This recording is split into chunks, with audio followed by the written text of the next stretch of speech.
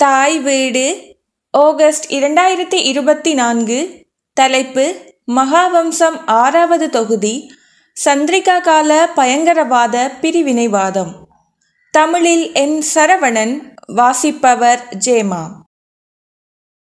மகாவம்சத்தின் 6வது தொகுதியானது 1978 தொடக்கம் 2010 வரையான காலத்தை பற்றி பேசும் தொகுதி. இறுதியாக வெளிவந்த 6வது தொகுதி மகாவம்சம் 1978 தொடக்கம் 2010 காலத்தை பற்றியது. ஜேஆர் காலம் தொடக்கம் மஹிந்த ராஜபக்ச காலம் வரையானது அது. அதாவது ஈழப் போராட்டம் ஆயுத போராட்டமாக உருவெடுத்து முள்ளிவாய்க்கால் முடிவு வரையிலானது. இதில் தமிழ் மக்களுக்கு மிகவும் அவசியப்படும் பகுதி பயங்கரவாதம் என்கிற தலைப்பில் எழுதப்பட்டுள்ள பகுதியாகும். இந்த காலப்பகுதியில் ஆட்சி செய்தவர்களின் பாதுகாப்பு அத்தியாயங்கள் மட்டும் இங்கே தொடராக வெளிவருகின்றன. ஜேஆர் பிரேமதாச, டிபி விஜயதுங்க ஆகியோர் காலத்தை பதிவு செய்கிற அத்தியாயங்கள் கடந்த 2 மாதங்களாக வெளியாகின. இவ் அத்தியாயம் சந்திரிகா பண்டாரநாயக்க காலத்தை பற்றி பேசுகிறது. தமிழர்களின் அரசியல் அபிலாஷை, அதற்கான போராட்டம் பற்றிய அரசின் கொள்கை என்ன, வியாக்கியானம் என்ன, இதற்கு அரசு வினையாற்றிய விதம் என்பவற்றை அறிவதற்கு இந்த தொகுதியில் பயங்கரவாதம் என்கிற பகுதி தமிழில் வெளிவருவது முக்கியம். சந்திரிகாவின் வெற்றியும் சமாதான முயற்சிகளும். வெண்தாமரை இயக்கம், சமாதானத்துக்கான போர், 3ஆம் ஈழப்போர், யாழ்ப்பாணம் கைப்பற்றல், தலதா மாளிகை தாக்குதல், புலிகள் மீதான தடை, ஓயாத அலைகள் 1, 2, 3, ஆனையிரவு கைப்பற்றல், ஒஸ்லோ பேச்சுவார்த்தை உடன்படிக்கை, வீழ்த்தப்பட்ட சுனாமி பொறிமுறை, கருணா பிளவு. 51. எல்டிடி ஒரு பயங்கரவாத பிரிவினைவாத இயக்கம் என்பதை ஏற்றுக்கொண்ட அப்போதைய ஜனாதிபதி டிபி விஜயதுங்க அந்த அமைப்புடன் பேச்சுவார்த்தைகள் மூலம் சமாதானத்தை ஏற்படுத்துவதில் நம்பிக்கை கொள்ளவில்லை. ஆனால் அவரின் கீழ் 1994 ஆகஸ்ட் 17 அன்று பிரதமரான சந்திரிகா பண்டாரநாயக்க குமாரதுங்க தனது பதவிக்காலத்தின் 3 மாதங்களில் சமாதான பேச்சுவார்த்தைகளுக்கான தனது கொள்கையை செயற்படுத்த தொடங்கினார். 53. மொழி, கல்வி, குடியேற்றங்களை ஏற்படுத்தல், சட்டம் ஒழுங்கு, நிர்வாகம், பிராந்திய சுயாட்சி போன்ற விடயங்களில் தமிழ் மக்கள் மத்தியில் நிலவும் மனக்குறைகள் இனப்பிரச்சினையே என்பதை பிரதமர் சந்திரிகா பண்டாரநாயக்க குமாரதுங்க ஏற்றுக்கொண்டார்.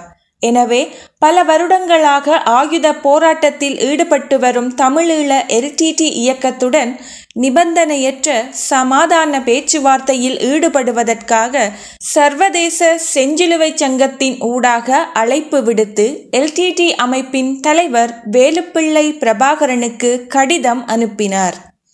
இதற்கு பதிலளித்த பிரபாகரன் பல நிபந்தனைகளுடன் பதிலை அனுப்பியதுடன் பேச்சுவார்த்தைகளை எவ்வாறு ஆரம்பிக்க வேண்டும் என்பது குறித்து 2 தரப்பினருக்கும் இடையில் பல கடிதங்கள் பரிமாறப்பட்டன. வடக்கு பிராந்தியங்களுக்கான பொருட்களை கொண்டு செல்வதற்கான கட்டுப்பாடுகள் நீக்கப்படும் என்றும், யுத்தத்தால் பாதிக்கப்பட்ட பிரதேசங்களில் அரசாங்கத்தால் நடைமுறைப்படுத்த எதிர்பார்க்கப்படும் புனரமைப்பு திட்டங்களுக்கு எல்டிடியின் ஆதரவு தேவை என்றும் தெரிவித்த பிரதமர் 1990 இருந்து அமுலில் இருந்த பொருளாதார தடைகளை தளர்த்த நடவடிக்கை எடுத்தார்.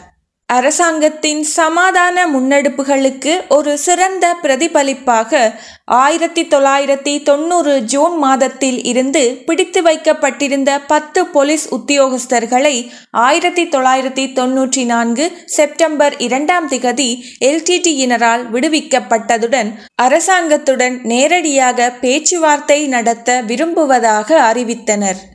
அதற்கமைய சமாதான பேச்சுவார்த்தைக்கான பிரதிநிதிகளை நியமிக்குமாறு எல்டிடி இயக்கத்தின் தலைவரிடம் கேட்கப்பட்டது. பிரதமரின் செயலாளர் குசும் ஸ்ரீ பாலபட்ட பந்திகே தலைமையில் தகவல் அமைச்சின் செயலாளர் லயனல் பெர்னாண்டோ, இலங்கை வங்கியின் தலைவர் ராஜன் ஆசீர்வாதன் மற்றும் கட்டடக் கலைஞர் நவீன் குணரத்ன ஆகியோர் அரசாங்க தரப்பு பிரதிநிதிகளாக பிரதமரால் நியமிக்கப்பட்டனர். LTT தூதுக்குழுவில் மட்டக்களப்பு தலைவர் Sivagnanam, Karikalan, SP Tamilselvan, S Dominican மற்றும் A ரவி ஆகியோர் அடங்குவர். 54. இதன் பிரகாரம் 1994 செப்டம்பர் 20 அன்று இரு தரப்பினருக்கும் இடையே அமைதி பேச்சுவார்த்தைகள் தொடங்கிய போதிலும் மன்னார் வளைகுடாவில் நிறுத்தி வைக்கப்பட்டிருந்த சாகவர்தனா கடற்படை கப்பல் LTTயினரால் வெடிவைத்து தகர்த்தப்பட்டது. இந்த சம்பவத்தில் 26 கடற்படை வீரர்களும் 2 அதிகாரிகளும் கொல்லப்பட்டதுடன் கேப்டன் தரத்திலான கொமடோர் அஜித் பேயகொட போர்க்கைதியாக பிடிக்கப்பட்டார். மேலும் கப்பலில் பொருத்தப்பட்டிருந்த 3 மைல் தொலைவுக்கு சுடக்கூடிய 2 50 மில்லிமீட்டர் மற்றும் 20 மில்லிமீட்டர் துப்பாக்கிகளையும் பயங்கரவாதிகள் பறிமுதல் செய்தனர். 55. இதற்கு பதிலடியாக பாதுகாப்பு படையினரும் செப்டம்பர் 25 அன்று LTTக்கு எதிராக பதிலடி கொடுத்தன. யாழ்ப்பாண பாதுகாப்பு படைகளின் தளபதியாக இருந்த அசோக ஜெயவர்தன தலைமையில் ஜெயஹண்ட் நடவடிக்கை ஆரம்பிக்கப்பட்டதுடன் பலாலி இராணுவ முகாமை சுற்றி LTT இயக்கத்தால் கட்டப்பட்ட பாரிய முகாமை அழிப்பதே இந்த நடவடிக்கையின் நோக்கமாக இருந்தது. 3 மற்றும் 4வது இலங்கை கவச படைப்பிரிவுகளும் 3வது கஜபா மற்றும் 5வது ஹெமுனுஹேவா படைப்பிரிவுகளும் ஜெயஹண்ட் நடவடிக்கையில் தீவிரமாக பங்களித்தன. விமானப்படையும் இதில் வலுவான பங்களிப்பை வழங்கியது. பலாலியில் இருந்து சுமார் 4 கிலோமீட்டர் தொலைவில் உள்ள அச்சுவேலி மற்றும் இடைக்காடு பகுதிகளை படையினர் 5 மணித்தியால படை நடவடிக்கையின் மூலம் 45 பதுங்கு குழிகளை கொண்ட வலையமைப்பாக LTT இயக்கத்தால் அமைக்கப்பட்டிருந்த ஆயுதங்களுடன் நன்கு நிர்மாணிக்கப்பட்ட கட்டடங்களையும் ஆயுத கிடங்கு, பயிற்சி முகாம், 2 பேருந்துகள் மற்றும் 2 சமர் வாகனங்கள் என்பவற்றை இராணுவம் அளித்தது. 56. இவை எதையும் அமைதி பேச்சுவார்த்தைக்கு தடையாக கருதாத ஜனாதிபதி தொடர்ந்தும் பேச்சுவார்த்தையை தொடர்வதற்கு தேவையான முயற்சிகளை மேற்கொண்டார். இரு தரப்பினருக்கும் இடையிலான முதலாவது பேச்சுவார்த்தை 1994 அக்டோபர் 13-14 திகதிகளில் யாழ்ப்பாணத்தில் இடம்பெற்றது. யுத்தத்தால் நாசமாக்கப்பட்ட வடக்கு பிராந்தியங்களில் இயல்பு வாழ்க்கையை மீட்டெடுப்பதற்கு தேவையான உட்கட்டமைப்புகளை சரி செய்வதன் மூலம் இந்த பகுதிகளை மறு அபிவிருத்தி செய்வதில் அரசாங்கம் கவனம் செலுத்தியது. LTT அமைப்பு போர் நிறுத்தத்தை கொண்டு வருவதில் கவனம் செலுத்தியதுடன் அதற்காக அரசு நிரப்ப வேண்டிய பல விடயங்களை முன் நிபந்தனைகளாக முன்வைத்தது. மக்களின் போக்குவரத்தை எளிதாக்குவதற்காக பூநகரி சங்குப்பிட்டி வீதியை திறந்து வைத்தல், பூநகரியில் அமைக்கப்பட்டிருந்த அரசு பாதுகாப்பு முகாமை அகற்றுதல், LTTயின் கட்டுப்பாட்டு பகுதிகளுக்கு பொருட்கள் கொண்டு செல்வதற்கான தடையை நீக்குதல், வீதி தடைகளில் LTT உறுப்பினர்களை சோதிக்காமை, வடக்கு கடற்கரைக்கு அருகிலுள்ள கடலில் மீன்பிடி நடவடிக்கைகளுக்கான கட்டுப்பாடுகளை நீக்குதல், கடற்கரையை சுற்றியுள்ள LTT தளங்களின் கடல் எல்லைகளை மேலும் விரிவுபடுத்த அனுமதிப்பது, கிழக்கு மாகாணத்தில் புலிகளின் உறுப்பினர்கள் ஆயுதங்களுடன் தங்கள் நடவடிக்கைகளை மேற்கொள்ள அனுமதிப்பது என்பன அவர்களால் முன்வைக்கப்பட்ட நிபந்தனைகளில் பிரதானமானவையாகும். LTTயினரால் விதிக்கப்பட்ட நிபந்தனைகளில் பெரும்பாலானவற்றை நிறைவேற்றிய அரசாங்கம் 1994 அக்டோபர் இறுதியில் புலிகளின் கட்டுப்பாட்டில் உள்ள பிரதேசங்களுக்கு கொண்டு செல்ல தடை விதிக்கப்பட்டிருந்த பொருட்களின் எண்ணிக்கையை 78 18 குறைத்தது. பூநகரியில் நிறுவப்பட்டிருந்த அரசாங்க இராணுவ தளம் திரும்ப பெறப்படாத போதும் அதன் முன்னரன் வலயம் 600 மீட்டர்கள் பின்னோக்கி நகர்த்தப்பட்டதுடன் வடக்கு கடற்கரைக்கு அருகிலுள்ள கடலில் மீன்பிடிப்பதற்கான கட்டுப்பாடுகள் நீக்கப்பட்டு அதிவேக இயந்திரம் பொருத்தப்பட்ட படகுகள் பயன்படுத்த அனுமதிக்கப்பட்டன.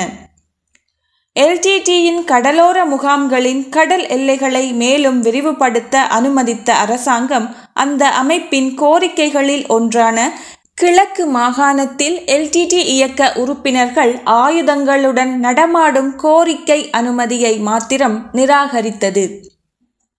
57. இதற்கிடையில் 1994 நவம்பரில் நடைபெறவிருந்த ஜனாதிபதி தேர்தலுக்கான ஏற்பாடுகள் செய்யப்பட்டு வந்தன. அதற்கான பிரச்சார நடவடிக்கைகளில் ஈடுபட்டிருந்த ஐக்கிய தேசிய கட்சியின் ஜனாதிபதி வேட்பாளர் காமினி திசாநாயக்க உட்பட 50 பேர் கிராண்ட் பாஸ் தொட்டலங்க அருகில் நடந்த பேரணியில் பங்கேற்ற போது தற்கொலை குண்டுதாரியின் மூலம் எல்டிடி இயக்கத்தால் கொல்லப்பட்டனர். சுமார் 100 பேர் காயமடைந்தனர்.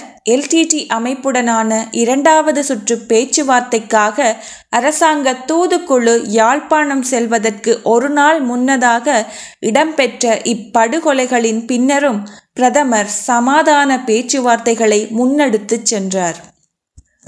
ஜனாதிபதி தேர்தலில் போட்டியிடும் இரு பிரதான கட்சிகளும் தமது தேர்தல் விஞ்ஞாபனங்களில் எல்டிடி இயக்கத்துடனான பேச்சுவார்த்தைகளின் ஊடாக சமாதானம் நிலைநாட்டப்படும் என குறிப்பிட்டிருந்தன. 1994 நவம்பர் 9 நடைபெற்ற ஜனாதிபதி தேர்தலில் பொதுஜன ஐக்கிய முன்னணியின் வேட்பாளர் சந்திரிகா பண்டாரநாயக்க குமாரதுங்க 62.28% வாக்குகளை பெற்று வெற்றி பெற்றார். புதிய அரசாங்கத்துடனான தமது நல்லெண்ணத்தின் அடையாளமாக எல்டிடி இயக்கம் 1994 நவம்பரில் புதிய ஜனாதிபதியாக பதவி பிரமாணம் செய்து கொள்ளவிருந்த 12ஆம் திகதியிலிருந்து ஒரு வார கால ஒருதலைப்பட்சமான போர் நிறுத்தத்தை அறிவித்தனர். ஜனாதிபதி தேர்தலுக்காக பிரச்சாரம் செய்த காமினி திசாநாயக்க மற்றும் ஏனையோரின் படுகொலையை தொடர்ந்து ஏற்பட்ட குழப்பத்தை அடுத்து அரசாங்கத்திற்கும் எல்டிடி இயக்கத்துக்கும் இடையிலான பேச்சுவார்த்தைகள் திட்டமிட்டபடி நடத்த முடியாதிருந்த போதும் வடக்கில் புனர்வாழ்வு பணிகளுக்காக அரசாங்கம் 40 மில்லியன் ரூபாய் பெறுமதியான திட்டங்களை வழங்கியது.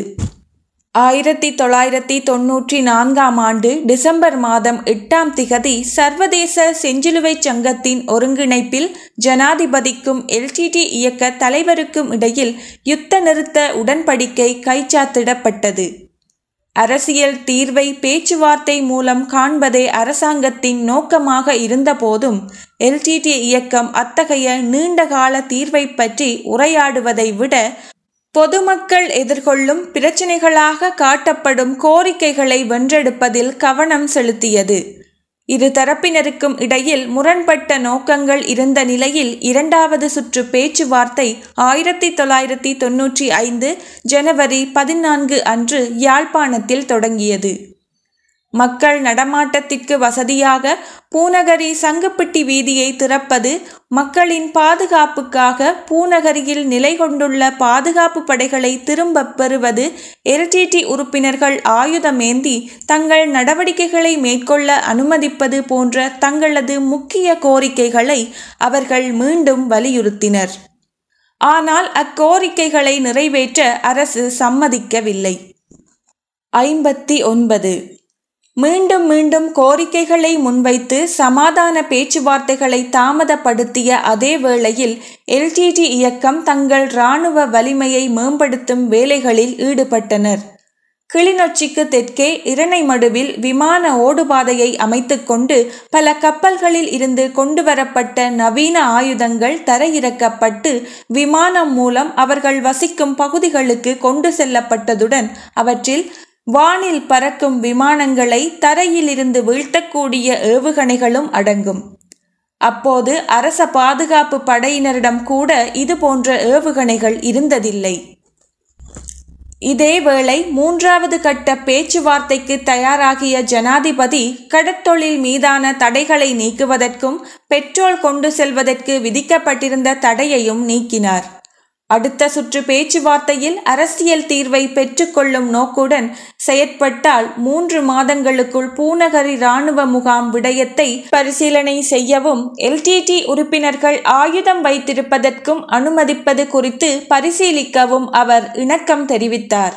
ஆனால் தமது பயங்கரவாத தாக்குதல்களை பலப்படுத்துவதற்கான நடவடிக்கைகளை மேற்கொண்ட LTT அமைப்பு 4 புதிய படைகளை உருவாக்கியது. அவை அம்பராசி விமான தாக்குதல் குழு, மாலதி பெண்கள் படையணி, கிட்டு பீரங்கி படையணி மற்றும் விக்டர் பீரங்கி எதிர்ப்பு படை என்று பெயரிடப்பட்டன.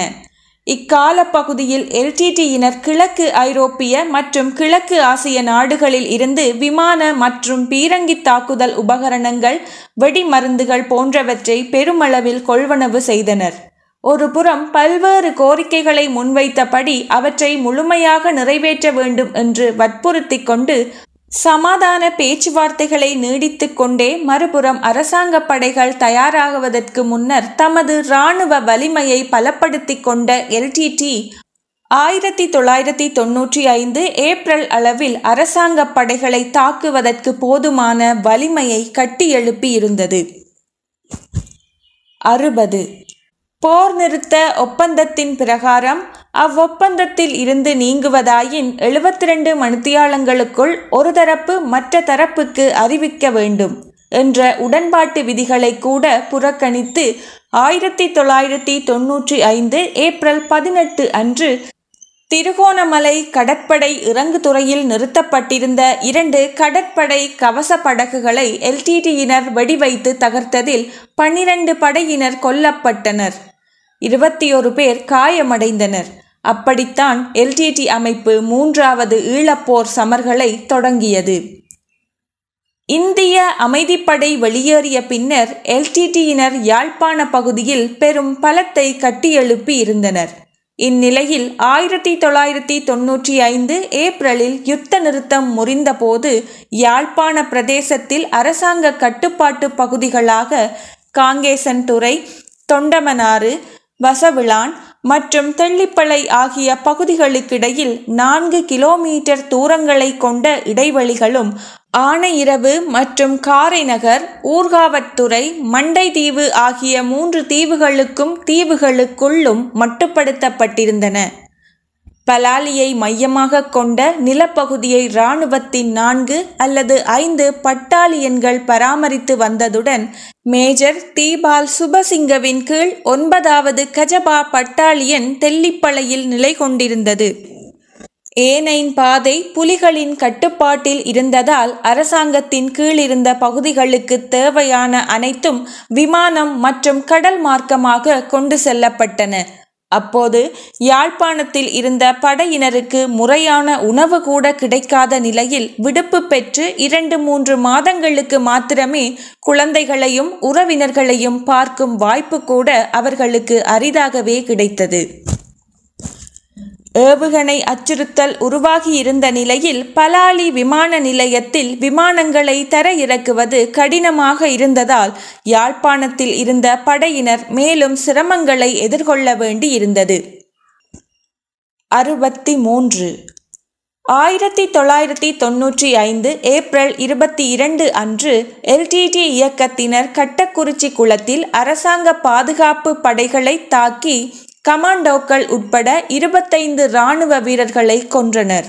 ஏப்ரல் 28 அன்று ஊர்காவத்துறை பகுதி மீதான புலிகளின் தாக்குதலில் இருந்து 3வது மற்றும் 6வது கஜபா படைப்பிரிவுகளை கொண்டு ஊர்காவத்துறை தீவை கேர்னல் சரத் பொன்சேகாவால் பாதுகாக்க முடிந்த போதும் கஜபா படையணியைச் சேர்ந்த லெப்டினன்ட் கேர்னல் ஜகத் டயஸ் தலைமையில் இருந்த பகுதியில் 70 இராணுவ வீரர்களும் 6 அதிகாரிகளும் கொல்லப்பட்டனர். அத்துடன் நிறுத்தாத புலிகள் மீண்டும் தயார்படுத்தி கொண்டு ஏப்ரல் 28 அன்று அரசாங்க படைகளின் பாதுகாப்பில் இருந்த மண்டைதீவு முகாமை தாக்கியதோடு 2வது ஹெமுனுகேவா படைப்பிரிவின் 92 இராணுவ வீரர்களையும் அப்படைப்பிரிவின் கட்டளை அதிகாரியான மேஜர் KR தர்மவர்தனையும் கொன்றனர். 64 அரச படையிடம் கூட இருந்திராத மிசலை பயன்படுத்தி போர் வரலாற்றிலேயே முதன்முறையாக 1995 ஏப்ரல் 29 மற்றும் 30ஆம் திகதிகளில் இலங்கை விமானப்படைக்கு சொந்தமான 2 அவ்ரோ விமானங்களை பலாலி பிரதேசத்தில் LTTயினர் சுட்டு வீழ்த்தினர். விடுமுறையை முடித்துக்கொண்டு மீண்டும் கடமைக்கு திரும்பிக் கொண்டிருந்த சுமார் 100 படையினரையும் சில பொதுசனத்தையும் எல்டிடியினர் கொன்றனர். விமான கொமடோர் சிறந்த குணதிலக்கவுடன் விமான கொமடோர் எஸ். விக்ரமசிங்க மற்றும் ரோஜர் வீரசிங்க ஆகியோரும் கொல்லப்பட்டவர்களில் அடங்குவர்.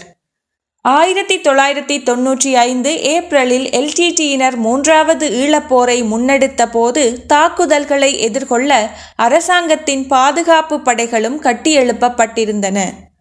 1993 அறிமுகப்படுத்தப்பட்ட நவீன MI-17 ரக ஹெலிகாப்டர்கள் ஒரு குறிப்பிடத்தக்க பலமாக இருந்தன.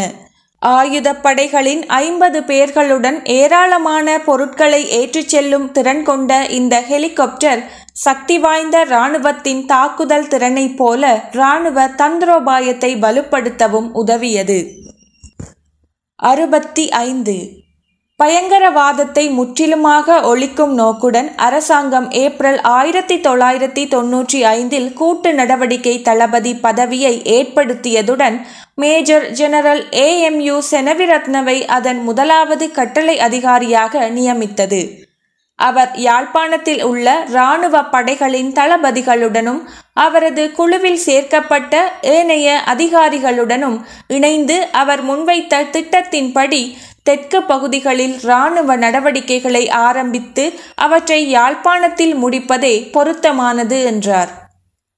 ஏனையின் பாதை எல்டிடியின் கட்டுப்பாட்டில் இருந்ததால் யாழ்ப்பாணத்தில் இருந்து நடவடிக்கைகளை ஆரம்பிப்பதாக இருந்தால் அதற்கு தேவையான துருப்புகள், உணவு, இராணுவ உபகரணங்கள் மற்றும் ஏனைய அனைத்தும் விமானம் மூலம் கொண்டு செல்லப்பட வேண்டி ஏற்படும் என்றும் யாழ்ப்பாணத்தை வெற்றி கொண்டாலும் அதை பாதுகாக்க படையினர் தேவைப்படுவார்கள் என்றும் அதற்கான படைப்பலம் இராணுவத்திடம் போதுமான அளவு இல்லை என்றும் இராணுவ அதிகாரிகள் மேலும் சுட்டிக்காட்டினர். 69 எவ்வாறிருந்த போதும் யாழ்ப்பாணத்தில் இருந்து படை நடவடிக்கைகளை ஆரம்பிப்பதற்கு எதிர்பார்த்திருந்த பாதுகாப்பு இராஜாங்க அமைச்சர் colonel Anuruddha Ratwatte major general AMU Seneviratne முன்வைத்த திட்டத்துடன் உடன்படாமல் அவருக்கு பதிலாக கூட்டு நடவடிக்கை தளபதியாக மேஜர் ஜெனரல் ரொஹான் தலுவத்த நியமிக்கப்பட்டார். யாழ்ப்பாணத்தில் படை நடவடிக்கையை ஆரம்பிப்பதற்கு போதுமான படையினரை கிழக்கில் நிலை கொண்டிருக்கும் படையினரை கொண்டு சரி செய்யுமாறு பாதுகாப்பு செயலாளரின் மூலம் அவருக்கு ஆணையிடப்பட்டதுடன் அதன்படி கிழக்கிலும் வெளியோயாவிலும் நிலை கொண்டிருந்த பெரும்பாலான படையினர் யாழ்ப்பாணத்திற்கு வரவழைக்கப்பட்டனர். இவ்வாறு யாழ்ப்பாண படை நடவடிக்கையை ஆரம்பிப்பதற்கு அனைத்தும் தயாராகி கொண்டிருக்கையில் கிழக்கு மாகாணத்தில் உயர்மட்ட பாதுகாப்பை பேணி வந்த மேஜர் ஜெனரல் நளின் அங்கமன சென்று கொண்டிருந்த வாகனம் மட்டக்களப்பு வாழைச்சேனை பிரதேசத்தில் கன்னிவடியில் சிக்கி விபத்துக்குள்ளாகி இறந்தார். 1995 மே 25 அன்று திம்புலாகல விகாராதிபதி மாத்தரை தித்தலாகம சீதலங்கார நாயக்க தேரரும் கல்ராவ சிங்கள மீனவ கிராமத்தைச் சேர்ந்த 45 பேரும் எல்டிடி உறுப்பினர்களால் படுகொலை செய்யப்பட்டனர். பின்னர் பாதுகாப்பு படையினர் மேஜர் ஜெனரல் சதீஷ் ஜெயசுந்தர தலைமையில் மே 29 அன்று கிழக்கு மாகாணத்தில் எல்டிடியினருக்கு எதிராக ராமசக்தி என்ற படை நடவடிக்கையை மேற்கொண்டனர். காட்டில் பதுங்கியிருந்த சுமார் 30,000 எல்டிடியினரை கொண்ட குழு எதிர்த்தாக்குதலை நடத்தியது. சுமார் 100 எல்டிடி உறுப்பினர்கள் கொல்லப்பட்டதுடன் இராணுவம் அச்சமரில் வெற்றி பெற்றது. 72 இதற்கிடையில் ஊர்காவத்துறை, மண்டைதீவு, கட்டமுறிச்சிக்குளம் ஆகிய இடங்களில் பெற்ற வெற்றிகளால் உற்சாகமடைந்த எல்டிடி இயக்கம் மேலும் அவ்வாறான தாக்குதல்களை விஸ்தரிக்க விரும்பியது. அதற்காக அவர்கள் முல்லைத்தீவுக்கு தெற்கே பாதுகாப்பு படையினர் நிறுத்தப்பட்டிருந்த கொக்கு தொடுவாய் முகாமை தேர்ந்தெடுத்தனர். இந்த பகுதிக்கு செல்ல தெளிவான பாதை இல்லாததால் படையினரை எதிர்கொள்ள கொக்கிலாய் களப்பின் ஊடாக படகு மூலம் செல்ல வேண்டியிருந்தது. அவ்விராணுவ பிரிவின் கட்டளை அதிகாரியான லெப்டினன்ட் கர்னல் ரோஹித விக்ரமாதிலக எல்டிடியின் தாக்குதலை முறியடிக்க பொருத்தமான பாதுகாப்பு திட்டம் ஒன்றை தயாரித்திருந்தார். அவர் விடுமுறையில் இருந்தபோதும் 2ஆம் நிலை கட்டளை தளபதியான மேஜர் சதீஷ் அபேசேகரவின் தலைமையில் எல்டிடியினரின் தொடர் தாக்குதல்களை எதிர்கொள்ள முடிந்தது. வெளியோயாவில் இருந்து 20 கிலோமீட்டர் தொலைவில் இருந்து கொக்கு தொடுவாய் முகாமுக்கு வெளியோயாவிலிருந்து எந்த உதவியும் கிடைக்காத நிலையில் சுமார் 6 மணித்தியாலங்கள் கடும் சமரின் பின்னர் சுமார் 300 எல்டிடி உறுப்பினர்களை கொன்று பாதுகாப்பு படைகள் வெற்றி பெற முடிந்தது. மோதலுக்கு முகம் கொடுப்பதற்கான தயாரிப்புகள் எதுவுமின்றி வெளியோயா தலைமையகத்தின் மீது தாக்குதல் நடத்திய எல்டிடி குழு அதன் பங்கர்களில் சிலவற்றை அழித்துவிட்டு காலையில் தப்பியோடிய போதிலும் முகாம் தலைமையகத்தில் இருந்து பதில் தாக்குதல் நடத்தப்படவில்லை. ஆனால் அங்கிருந்து 8 கிலோமீட்டர் தொலைவில் இருந்த அதாவெட்டுன ஏரி முகாமில் இருந்த 16வது இலங்கை தேசிய பாதுகாப்பு படையினரால் எல்டிடி இயக்கத்தினர் படுகொலை செய்யப்பட்டனர். 73 இக்கால பகுதியில் ஜனாதிபதி எல்டிடி தொடர்பாக இருமுனை கொள்கையை திட்டமிட்டிருந்தார். முதலாவதாக அதற்கு சமாதானத்துக்கான போர் என அழைக்கப்பட்டதுடன் அதன் மூலம் புலிகளை இராணுவ ரீதியாக பலவீனப்படுத்தும் என்று அவர் நம்பினார்.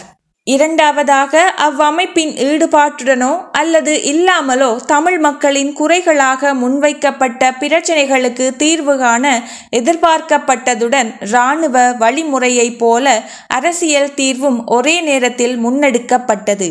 அரசியல் அமைப்பு சீர்திருத்தத்தின் ஊடாக ஜனாதிபதியினால் முன்வைக்கப்படும் தீர்வுகள் குறித்து மேற்படி அரசியல் தரப்பில் கலந்துரையாடப்பட்டதுடன் எல்டிடி அமைப்பை இராணுவ ரீதியாக தோற்கடிக்க எடுக்கப்பட்ட நடவடிக்கைகள் மீது மட்டுமே இதன்போது கவனம் செலுத்தப்பட்டது. 1995 ஜூலை 7 அன்று காங்கேசன்துறை துறைமுகத்தில் நிறுத்தப்பட்டிருந்த இலங்கை கடற்படைக்கு சொந்தமான எடிதரா படகு கடற்புலிகள் குழுவினரால் வெடிக்க வைக்கப்பட்டதில் கப்பலின் கேப்டனும் சில கடற்படையினரும் கொல்லப்பட்டனர். 75 ஆகஸ்ட் 7, 1995 அன்று டொரிங்டன் சதுக்கத்தில் உள்ள மேல் மாகாண சபையின் முதலமைச்சர் அலுவலகத்திற்கு முன்னால் இளநீர் வண்டியில் மறைத்து வைக்கப்பட்டிருந்த குண்டு வெடித்ததில் 21 பேர் கொல்லப்பட்டதுடன் 50க்கும் மேற்பட்டோர் காயமடைந்தனர். இலங்கை ரூபவாகினி கூட்டுத்தாபனம் மற்றும் ஒலிபரப்பு கூட்டுத்தாபனம் ஆகியவற்றின் கட்டட வளாகத்தின் எல்லையில் நடந்த இந்த குண்டுவெடிப்பில் அக்கட்டடங்கள் சேதமடையாத போதும் முதலமைச்சரின் அலுவலகம் மோசமாக சேதமடைந்தது.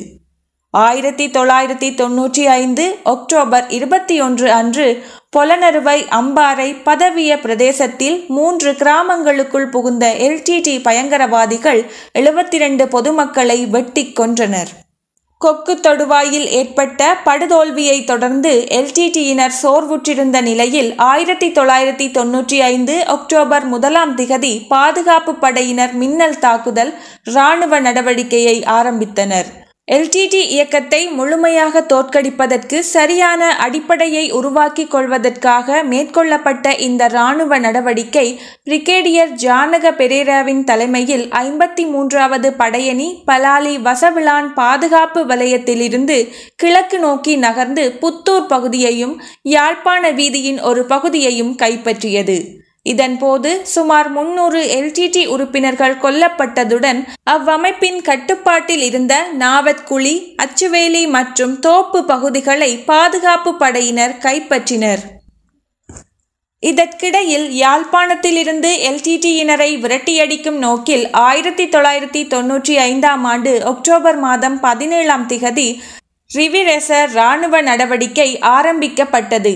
இந்த நடவடிக்கை 3 கட்டங்களை கொண்டிருந்தது. பலாலி விமான தளத்தில் இருந்து ஆரம்பிக்கப்பட்ட முதற்கட்டம் 50 நாட்கள் இடம்பெற்றன. நீல் டயஸ், PA கருணாதிலக மற்றும் ஜானக பெரேரா ஆகிய 3 பிரிகேடியர்களின் கீழ் முறையே 51, 52 மற்றும் 53வது படையணிகள் துருப்புக்கள் ஈடுபடுத்தப்பட்டதுடன் ஜெனரல் ரொஹான் தலுவத்த இந்த நடவடிக்கையை அருகிலிருந்து மேற்பார்வை செய்தார். இராணுவம் முன்னேறுவதை தடுக்க எல்டிடியினர் பல முனைகளில் பதிலடி கொடுக்க வேண்டி இருந்ததுடன் அது அவ்வளவு இலகுவான காரியமாக இருக்கவில்லை. 76 அரசாங்க படையினர் வேகமாக முன்னேறி கொண்டிருந்த போது மிகவும் இக்கட்டான சூழ்நிலையில் இருந்த LTT இயக்கம் பாதுகாப்பு படையினரின் கவனத்தை திசை திருப்பவும் அரசாங்கத்தின் பொருளாதார பலத்தை அளிப்பதற்காகவும் 1995 அக்டோபர் 20 அன்று தனது துப்பாக்கிதாரிகளை கொண்டு கொலன்னாவை எண்ணெய் தாங்கிகளையும் ஊறுகொடவத்தை எண்ணெய் சுத்திகரிப்பு நிலையத்தின் மீதும் தாக்குதல் நடத்தி பெரும் நாசத்தை ஏற்படுத்தினர். இதன்போது 21 படையினர் கொல்லப்பட்டதுடன் அயலில் இருந்தவர்கள் தற்காலிகமாக தமது இருப்பிடங்களை கைவிட நேர்ந்தது. மேலும் சுற்றுச்சூழல் மாசுபாடு போன்ற அழிவுகளுக்கு மேலதிகமாக 40,000 டன் டீசல் மற்றும் 15,000 டன் கச்சா எண்ணெயை எரித்து நாசப்படுத்தியதுடன் கட்டடங்களை தரைமட்டமாக்கி பேரழிவு தரும் இழப்புகளை அரசாங்கம் எதிர்கொள்ள வேண்டி இருந்தது. 77 இத்தனை தாக்குதல்களுக்கும் இடையூறுகளுக்கும் மத்தியில் ரிவிரெச இராணுவ நடவடிக்கை முன்னெடுக்கப்பட்டதுடன் 1995 டிசம்பர் 2 யாழ்ப்பாணம் நகரம் கைப்பற்றப்பட்டது. இந்த இராணுவ நடவடிக்கையில் 390 பாதுகாப்பு படையினரும் 1781 விடுதலை புலி உறுப்பினர்களும் கொல்லப்பட்டனர். இருதரப்பிலும் ஏராளமானோர் காயமடைந்தனர். அந்த மாதத்தின் 5 பிரதி பாதுகாப்பு அமைச்சர் கேர்னல் அனிருத்ரவத்த அவர்களால் சகல இராணுவ அதிகாரிகளின் பங்கு பற்றுதலுடன் பல ஆண்டுகளுக்கு பிறகு யாழ் நகரில் தேசிய கொடி ஏற்றப்பட்டது. இந்த வெற்றியின் உத்தியோகபூர்வ அறிவிப்பு 2019 டிசம்பர் 7 பகலு மஞ்சுசாவ சடங்கு முறைப்படி பிரதி அமைச்சரால் ஜனாதிபதியிடம் கையளிக்கப்பட்டதுடன் வெற்றியை குறிக்கும் வகையில் பிரதி அமைச்சரை ஜெனரல் தரத்திற்கு பதவி உயர்வு செய்தார் ஜனாதிபதி. இந்த வழியில் தனது பிடியில் இருந்து கை நழுவிய யாழ்ப்பாணத்தை மீண்டும் கைப்பற்றுவதற்காக LTT அமைப்பு பல முறை முயற்சித்த போதும் கடுமையான தியாகங்களுக்கும் வலுவான முயற்சிகளுக்கும் மத்தியில் பயங்கரவாதம் இறுதியாக தோற்கடிக்கப்படும் வரை அரசாங்கத்தின் கீழ் அதை பாதுகாப்பாக வைத்திருக்க அரசாங்க படைகளால் முடிந்தது. இதேவேளை 1996 ஜனவரியில் மடு யாத்திரை பிரதேசத்திலிருந்து 3 கிலோமீட்டர் வடக்கில் இருந்த LTT பயங்கரவாதிகளின் பண்டிவிரிச்சான் பாரிய புலி முகாமையும் மட்டக்களப்பு, வாகரை, கிளிநொச்சி மற்றும் இரணைமடு ஆகிய பகுதிகளைச் சூழ இருந்த சுமார் 20 முகாம்களையும் இராணுவமும் விமானப்படையும் கூட்டாக மேற்கொண்ட தாக்குதல்களின் மூலம் அளித்தன. 1996 ஏப்ரல் 19 அன்று மேஜர் ஜெனரல் ரொஹான் தலுவத்தவின் கட்டளையின் கீழ் பாதுகாப்பு படைகள் LTTயினரின் கட்டுப்பாட்டில் இருந்த வடக்கின் எஞ்சிய பகுதிகளை கைப்பற்ற ரிவிரெச இராணுவ நடவடிக்கையின் 2வது கட்டத்தை ஆரம்பித்தன. LTTயினரின் பிடியில் இருந்து பொதுமக்களை மீட்கும் நோக்கில் ஆரம்பிக்கப்பட்ட இந்த இராணுவ நடவடிக்கை 52 மற்றும் 53 ஆகிய படையணிகளை கொண்டு மேற்கொள்ளப்பட்டதுடன் கிளாலி ஏரி, தென்மராட்சி மற்றும் சாவகச்சேரி ஆகிய பகுதிகளை கைப்பற்ற முடிந்தது. ரிவிரெச இராணுவ நடவடிக்கையின் 3ஆம் கட்டம் 1996 மே 16 அன்று ஆரம்பிக்கப்பட்டது. அதன் மூலம் பாதுகாப்பு படையினரால் வடமராட்சி, பருத்தித்துறை ஆகிய பகுதிகளை கைப்பற்ற முடிந்தது. அதேவேளை கடற்புலிகள் முகாம்களின் ஆயுத பொருட்களை கொண்டு வருவதற்கான கடல் வழி மற்றும் பயிற்சி வசதிகள் மற்றும் தொலைத்தொடர்பு நிலையங்கள் போன்றவற்றுக்கான வழிகள் அடைக்கப்பட்டன.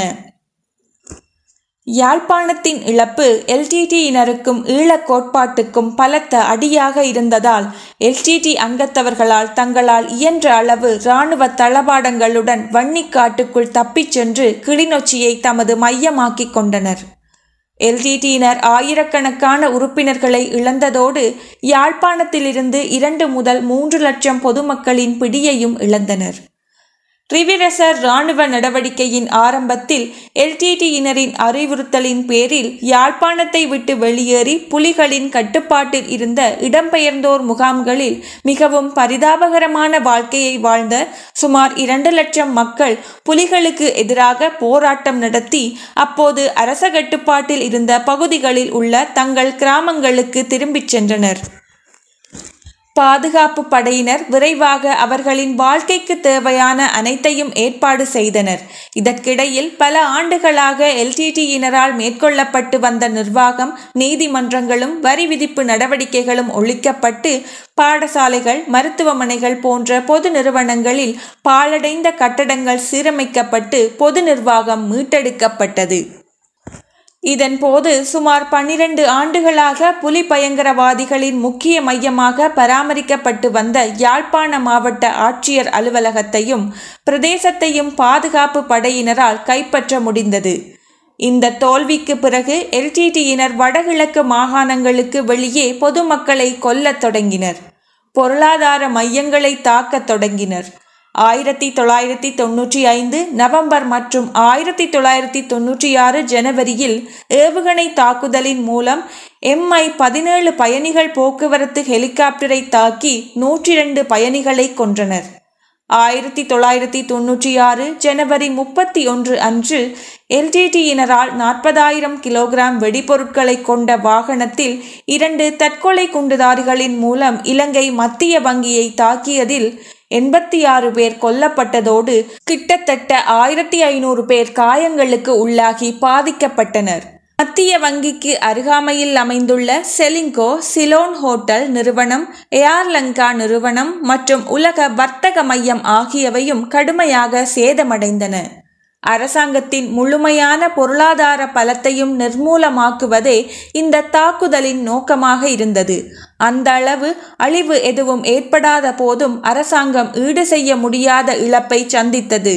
இலங்கையின் வெளியுறவு அமைச்சர் கதிர்காமர் நீண்ட காலமாக விடுத்த கோரிக்கையை நிறைவேற்றும் வகையில் இந்த சந்தர்ப்பத்தில் அமெரிக்கா எல்டிடி அமைப்பை தடை செய்யப்பட்ட அமைப்பாக அறிவித்தது.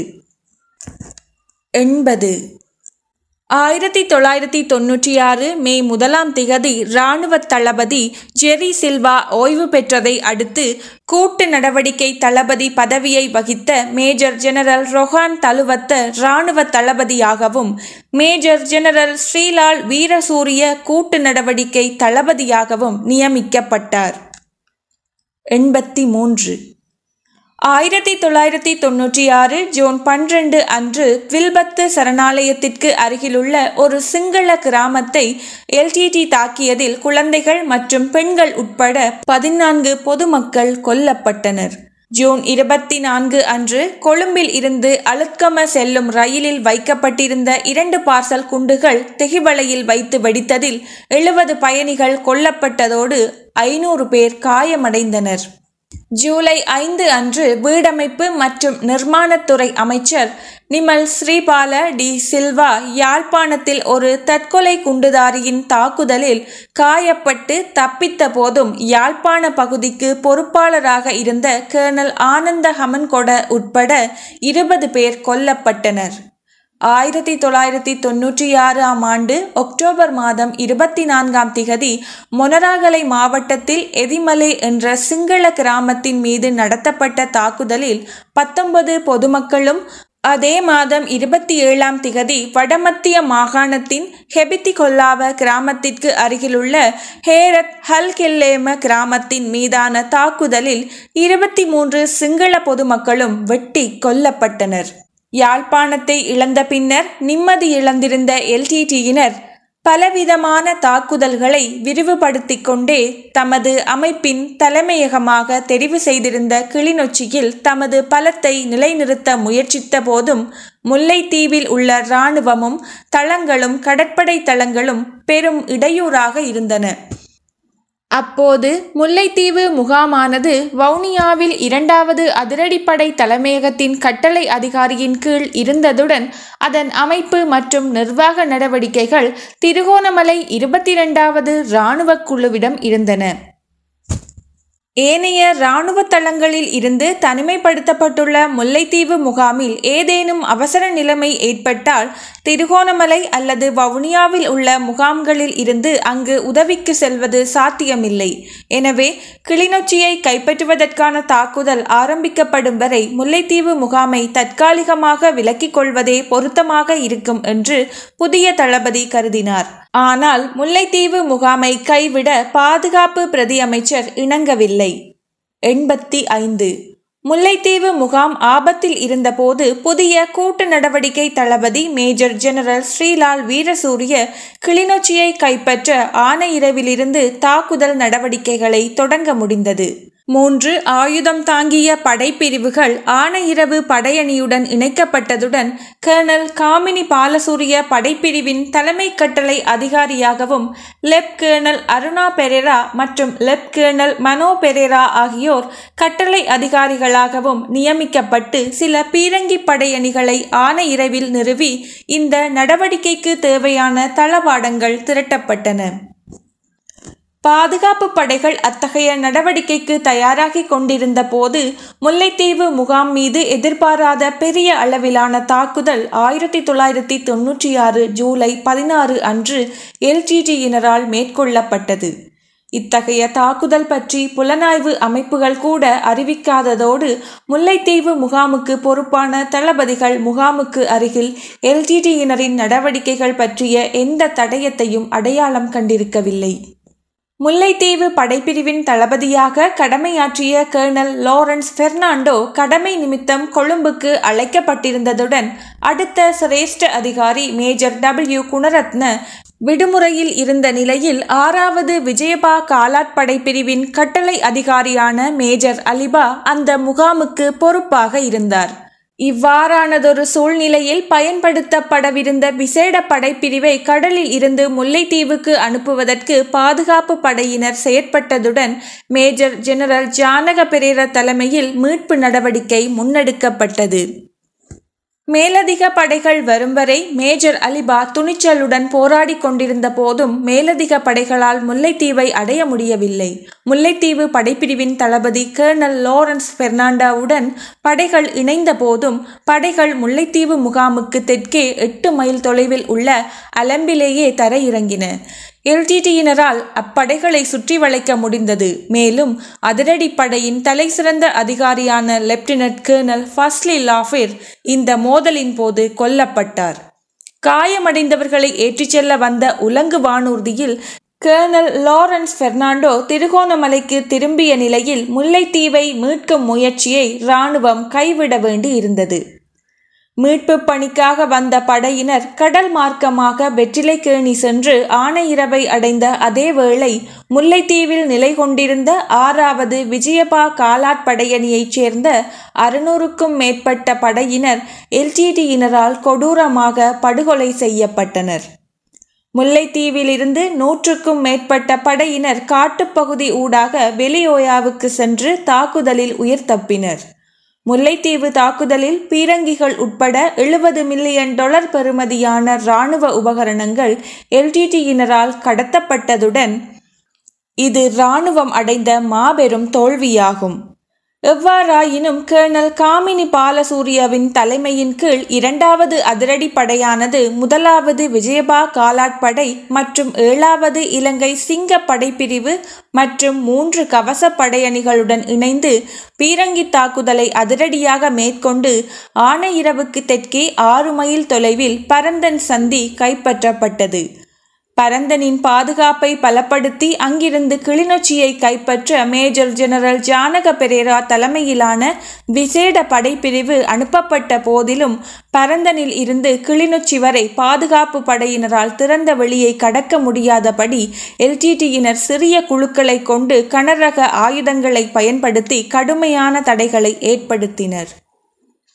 2 வார கடின முயற்சியின் பின்னரும் பரந்தனில் இருந்து முன்னேற முடியாத நிலையில் கிளிநொச்சியை கைப்பற்றும் நடவடிக்கை தற்காலிகமாக நிறுத்தப்பட்டு மிகவும் பொருத்தமான தந்திரோபாயங்களை கையாள வேண்டி இருந்ததால் புதிய திட்டத்தின்படி நடவடிக்கையை மேற்கொள்வதற்காக 53வது படைப்பிரிவுக்கு பொறுப்பாக இருந்த மேஜர் ஜெனரல் ஜானக பெரேராவை அதிலிருந்து விடுவித்து அப்படையணிக்கு பொறுப்பாக மேஜர் ஜெனரல் நீல் டயஸ் நியமிக்கப்பட்டதுடன் ஆனையிரவின் 2வது செயலணிக்கு பொறுப்பாக இருந்த பிரிகேடியர் வசந்த பெரேராவின் கீழ் 54வது படையணி உருவாக்கப்பட்டது.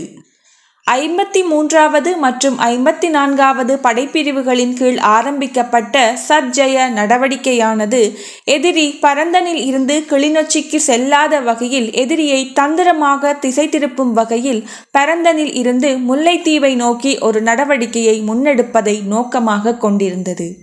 இதற்காக கர்னல் காமினி பாலசூரியவின் முப்படைகளுடன் காலாட்படை படையணி ஒன்று ஈடுபடுத்தப்பட்டு பரந்தனில் இருந்து கிழக்கு நோக்கி முன்னேறி முதற்கட்டமாக முரசுமோட்டையை கைப்பற்றும் நடவடிக்கை முன்னெடுக்கப்பட்டது. கடும் சமருக்கு பின்னர் முரசுமோட்டையை இராணுவம் கைப்பற்றிய நிலையில் கிளிநொச்சியை பாதுகாத்து வந்த LTTயினர் முல்லைத்தீவை காப்பாற்ற போராடி கொண்டிருந்த போது 53வது படையணியின் கொமாண்டோ படையணி பரந்தன் சந்தியின் மேற்கே ஒரு பாதுகாப்பு நிலையை அமைத்து கொண்டதுடன் பாதையையும் அமைத்து கொண்டனர். உக்கிரமான மோதல்களுக்கு மத்தியில் இப்பாதை வழியே எஞ்சிய படையினர் செப்டம்பரில் கிளிநொச்சிக்கு நகர்ந்து மேற்கு திசையில் இருந்து திட்டமிட்ட வகையில் தாக்குதலை விரிவுபடுத்தி 1996 செப்டம்பர் 30 கிளிநொச்சியை கைப்பற்றுவதில் 54வது படையணி வெற்றி பெற்றது. LTTயினரின் தலைநகராக கருதப்பட்ட கிளிநொச்சியை கைப்பற்றுவதற்கு கட்டளை அதிகாரிகளாக lieutenant colonel Wapra Wijayawardena, Udayani Kondaragama, Jayampathi Wijayaratne, HANT Perera, Gamini Balasuriya, Percy Fernando மற்றும் ஜீவலி வணிகசேகர ஆகியோர் செயற்பட்டதுடன் 54வது படையணியின் பிரதம பதவி நிலை அதிகாரியாக கர்னல் ஜயவி பெர்னாண்டோ பணியாற்றினார். கிளிநொச்சி வெற்றியின் பின்னர் பாதுகாப்பு படையினருக்கு ஏற்பட்ட சாதகமான சூழ்நிலையின் காரணமாக LTTயினர் தமது அதிகாரத்தை நிலைநிறுத்தியிருந்த வன்னி பகுதியில் நடவடிக்கைகளை மேற்கொள்ள தீர்மானித்திருந்த இராணுவ தளபதி ஜெனரல் ரொகான் தழுவத்த 1997 ஆண்டின் முற்பகுதியில் 53வது படைத்தளபதியாக பிரிகேடியர் வசந்த பெரேராவை நியமித்து வவுனியாவில் இருந்து மன்னாருக்கு மாற்று வழிபாதையை ஏற்படுத்தும் பணியை ஒப்படைத்தார். இதன்படி கொமாண்டோக்கள் மற்றும் விசேட அதிரடி படையினருடன் முன்னெடுக்கப்பட்ட எடிபல எனும் இராணுவ நடவடிக்கையில் வவுனியா மன்னார் வீதியையும் மன்னார் மதவாச்சி வீதியையும் திறக்க முடிந்தது.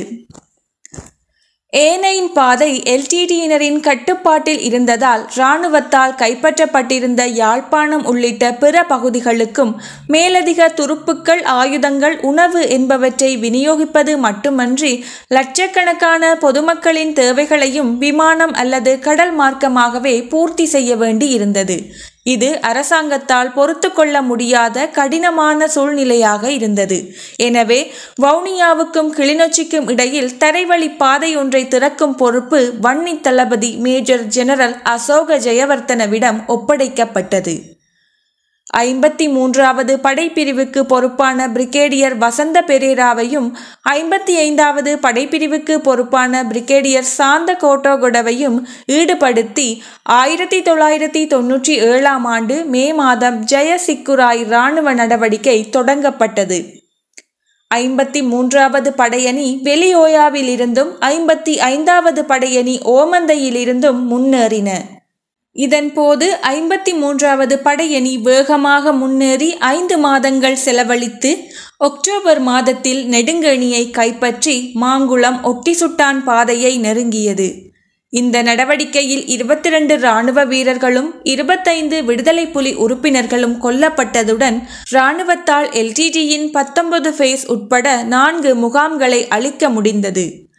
55வது படையணி இடைநடுவில் எதிர்கொண்ட தாக்குதலின் காரணமாக மெதுவாகவே முன்னேறி இருந்தது. வன்னி பகுதியில் மேற்கொள்ளப்பட்ட பாதுகாப்பு நடவடிக்கைகளுக்கு கடற்படையும் விமானப்படையும் உதவியது. இந்த இராணுவ நடவடிக்கைகளில் ஆக்கிரமிக்கப்பட்ட பகுதிகளை மீண்டும் கைப்பற்ற LTTயினர் தற்கொலை குண்டுதாரிகளை பயன்படுத்தி எதிர்த்தாக்குதல் நடத்திய போதும் கடற்படையால் கடற்புலிகளை மூர்க்கமாக தோற்கடிக்க முடிந்தது. வன்னி போர் தொடரின் அடுத்த கட்டமாக பாதுகாப்பு படையினர் கூட்டாக இணைந்து ஒலுமடு சந்தியை கைப்பற்றியதுடன் விமானப்படை MI தாக்குதல் உலங்கு வானூர்தியை பயன்படுத்தி LTTக்கு சொந்தமான ஆயுத கிடங்கை அளித்தனர். 53வது படையணி நெடுங்கேணியிலிருந்து முன்னேறி கொண்டிருந்த போது ஒட்டிசுட்டான் தாண்டிக்குளம் பகுதிகளில் கடும் மோதல் வெடித்தது.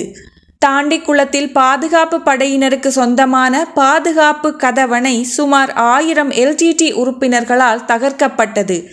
LTT இயக்கத்துக்கு சொந்தமான பல வாகனங்களும் ஆயுத களஞ்சியமும் விமான படையினரால் அழிக்கப்பட்டதுடன் இம்மோதலில் LTTயின் ஏராளமான உறுப்பினர்களும் அரசாங்க பாதுகாப்பு படையினரும் கொல்லப்பட்டு பலர் காயமடைந்தனர்.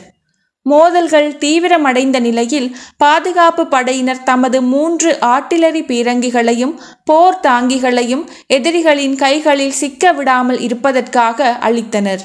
நிற்காமல் முன்னேறிய பாதுகாப்பு படையினரின் நடமாட்டத்தை தடுக்கும் வகையில் புளியங்குளத்தை பாதுகாக்க பெரியமடுவில் LTTயினர் நடத்திய எதிர்த்தாக்குதலின் காரணமாக இரு தரப்புகளுக்கிடையில் 6 மணி நேரம் நடந்த போரில் LTTயினர் தோற்கடிக்கப்பட்டனர். வன்னிப்போர் அவ்வாறு நடைபெற்று கொண்டிருந்த போது வடக்கு கிழக்கு மாகாணங்களுக்கு வெளியே பயங்கரவாதத்தை பரப்பிய LTT அரசாங்கத்தை பலவீனப்படுத்தவும் மக்களை ஒடுக்கவும் தொடர்ந்து நடவடிக்கைகளை எடுத்ததுடன் தங்களுக்கு விருப்பமற்ற அரசியல்வாதிகளையும் கொன்றது. 1997 ஜூலை 13 அன்று கொழும்பிலிருந்து வடக்கிற்கு உணவுப் பொருட்களை ஏற்றிச் சென்ற 37 மாலுமிகளை கொண்ட வடகொரிய கப்பலை LTTயினர் கைப்பற்றியதுடன் 1997 ஆண்டு செப்டம்பர் மாதம் 9 பொருட்களை ஏற்றிச் சென்று கொண்டிருந்த சீன கப்பலை கைப்பற்றியதில் அதில் பயணம் செய்த 7 பேரை கொன்றனர். 1997 ஆண்டு அக்டோபர் மாதம் 14 கொழும்பு ஹலகாரி கோட்டலின் வாகன தரிப்பில் நிறுத்தப்பட்டிருந்த வாகனத்தில் பொருத்தப்பட்டிருந்த வெடிகுண்டை வெடிக்கச் செய்ததில் கொழும்பு கோட்டை சம்பத்லோக விகாரையின் விதாரந்தெனிய சந்திரஜோதி தேரர் உட்பட 14 பேரை கொன்றதுடன் 35 சுற்றுலா பயணிகள் உட்பட 100க்கும் மேற்பட்டோர் காயமடைந்தனர்.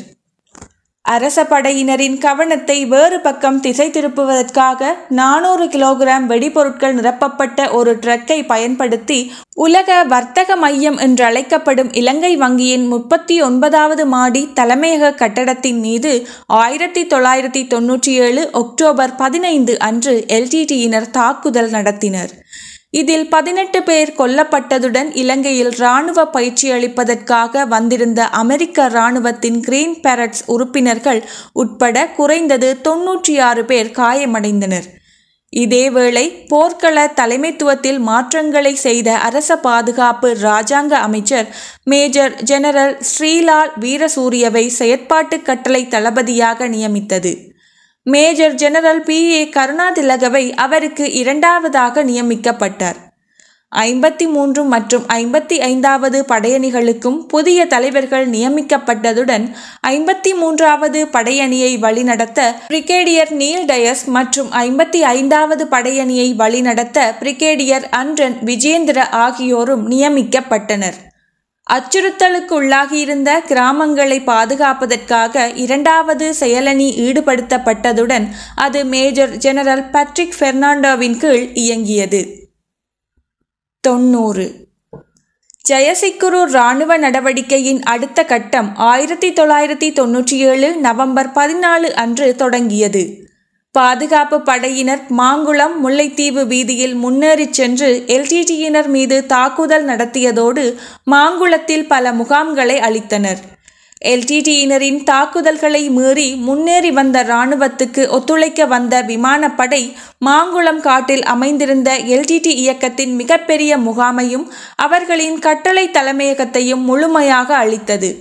நவம்பர் 17 முதல் டிசம்பர் 9 வரை நடைபெற்ற இந்த இராணுவ முன்னேற்றத்தின் இறுதியில் இராணுவ நடவடிக்கை தலைவர்கள் மீண்டும் மாற்றப்பட்டு 55வது படையணியை வழிநடத்தும் பொறுப்பு பிரிகேடியர் அன்ரன் விஜேந்திராவுக்கு பதிலாக பிரிகேடியர் சரத் பொன்சேகாவிடம் ஒப்படைக்கப்பட்டது. இதற்கு மேலதிகமாக 55வது படைப்பிரிவு மேலதிக படைகளை வழங்க தயார்படுத்தப்பட்டிருந்தது. மாங்குளம் பாதையில் ஏற்பட்ட கடும் மோதல்களுக்கு பின்னர் மாங்குளம் நகரின் அதிகாரத்தை அரசாங்க பாதுகாப்பு படையினரால் கைப்பற்ற முடிந்தது. அக்டோபர் 2 அன்று பிரதி பாதுகாப்பு அமைச்சர் ஜெனரல் அனுருத்வத்த மாங்குளம் நகரில் தேசிய கொடியை ஏற்றினார். அப்போது யாழ்ப்பாணம் மற்றும் கிளிநொச்சியின் தளபதியாக இருந்த மேஜர் ஜெனரல் அசோக ஜெயவர்தன இராணுவ சேவையில் இருந்து ஓய்வு பெற்றதுடன் யாழ்ப்பாணம் கிளிநொச்சி தளபதியாக அப்போது இராணுவ புலனாய்வுக்கு பொறுப்பாக இருந்த மேஜர் ஜெனரல் லயனல் பலகல்ல நியமிக்கப்பட்டார். அரச பாதுகாப்பு படையினருக்கு மிகவும் சாதகமாக நிலைமை தோன்றியிருந்த இந்த நேரத்தில் யாழ்ப்பாணம் முழுமையாக அரச கட்டுப்பாட்டின் கீழ் கொண்டுவரப்பட்டிருந்தது. பாதுகாப்பு படையினர் கிளிநொச்சி மற்றும் மாங்குளத்தை இறுக்கமான பாதுகாப்புடன் பேணிக்கொண்டு வன்னியின் பெரிய பகுதியை கைப்பற்றி இருந்ததோடு எல்டிடியினரை முல்லைத்தீவு மற்றும் வன்னியின் ஒரு சிறிய பகுதிக்குள் மட்டுப்படுத்தினர்.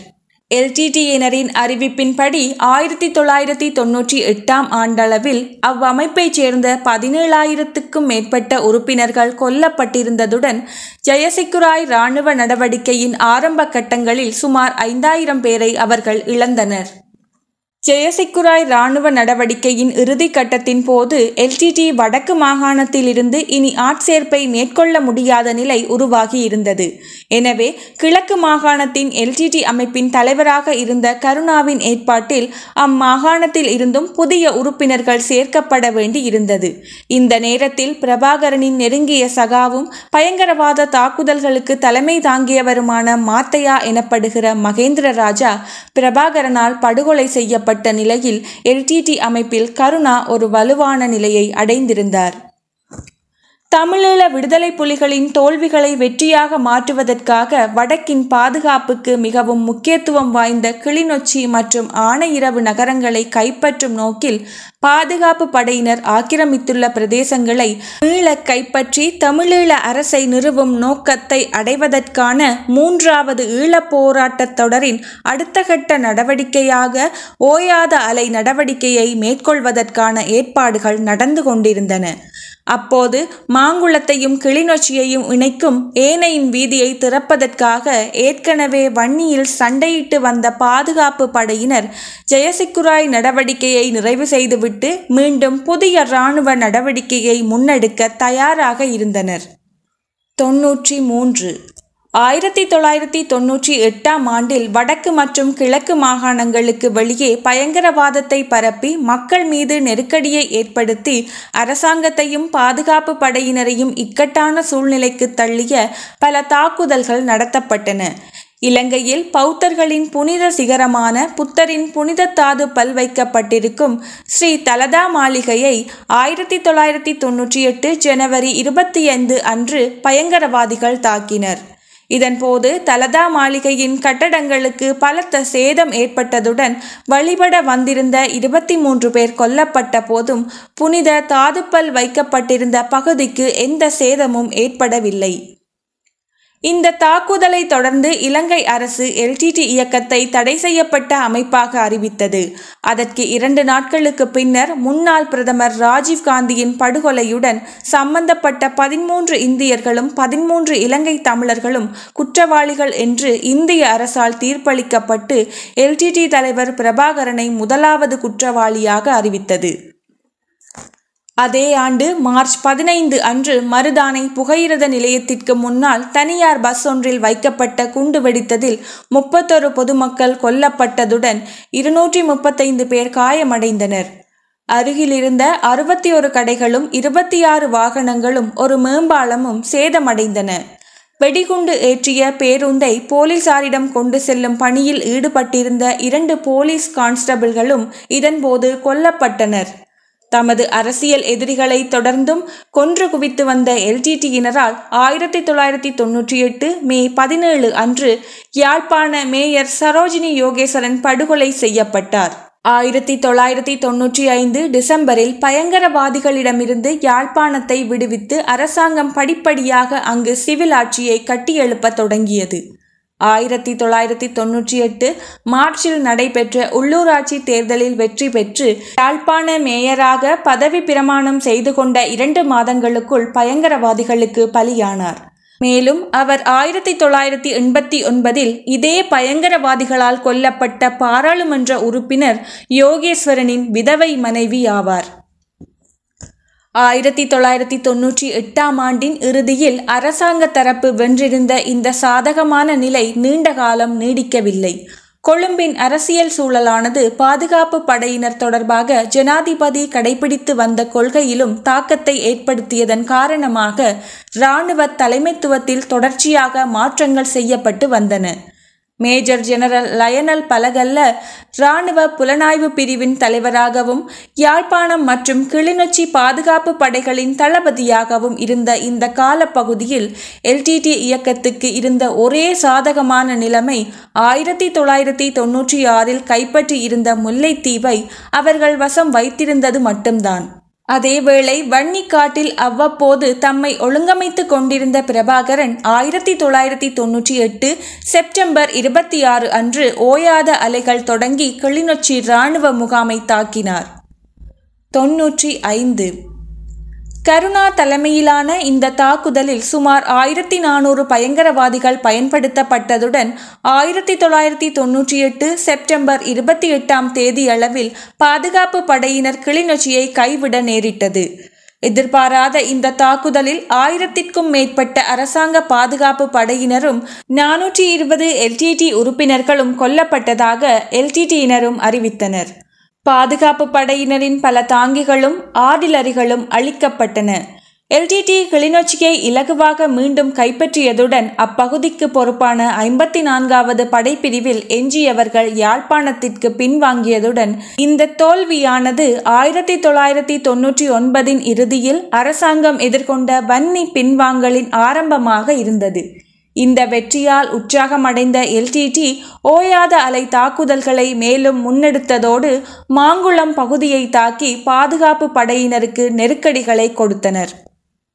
கிளிநொச்சி தாக்குதலின் பின்னர் யாழ்ப்பாணத்தில் இருந்து விடுவிக்கப்பட்ட மேஜர் ஜெனரல் லயனல் பலகல்ல வன்னிய பாதுகாப்பு படைகளின் கட்டளை தளபதியாக நியமிக்கப்பட்டார்.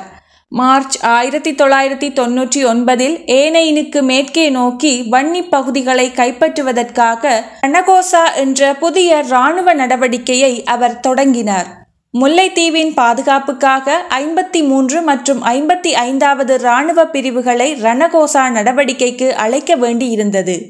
அரசாங்கத்தின் பாதுகாப்பு படைகள் பலவீனமடைந்து கொண்டிருந்த இந்த நேரத்தில் இராணுவ நடவடிக்கைகளுக்காக படைப்பிரிவுகளை அழைக்க நேரிட்ட நிலையில் LTT அமைப்பு தமது அதிகாரத்தை பலப்படுத்தியிருந்த முல்லைத்தீவு பகுதியில் அவர்களின் விருப்பத்திற்கு ஏற்ப தாக்குதல்களை ஒழுங்கமைக்க அவர்களுக்கு வாய்ப்பு கிடைத்தது.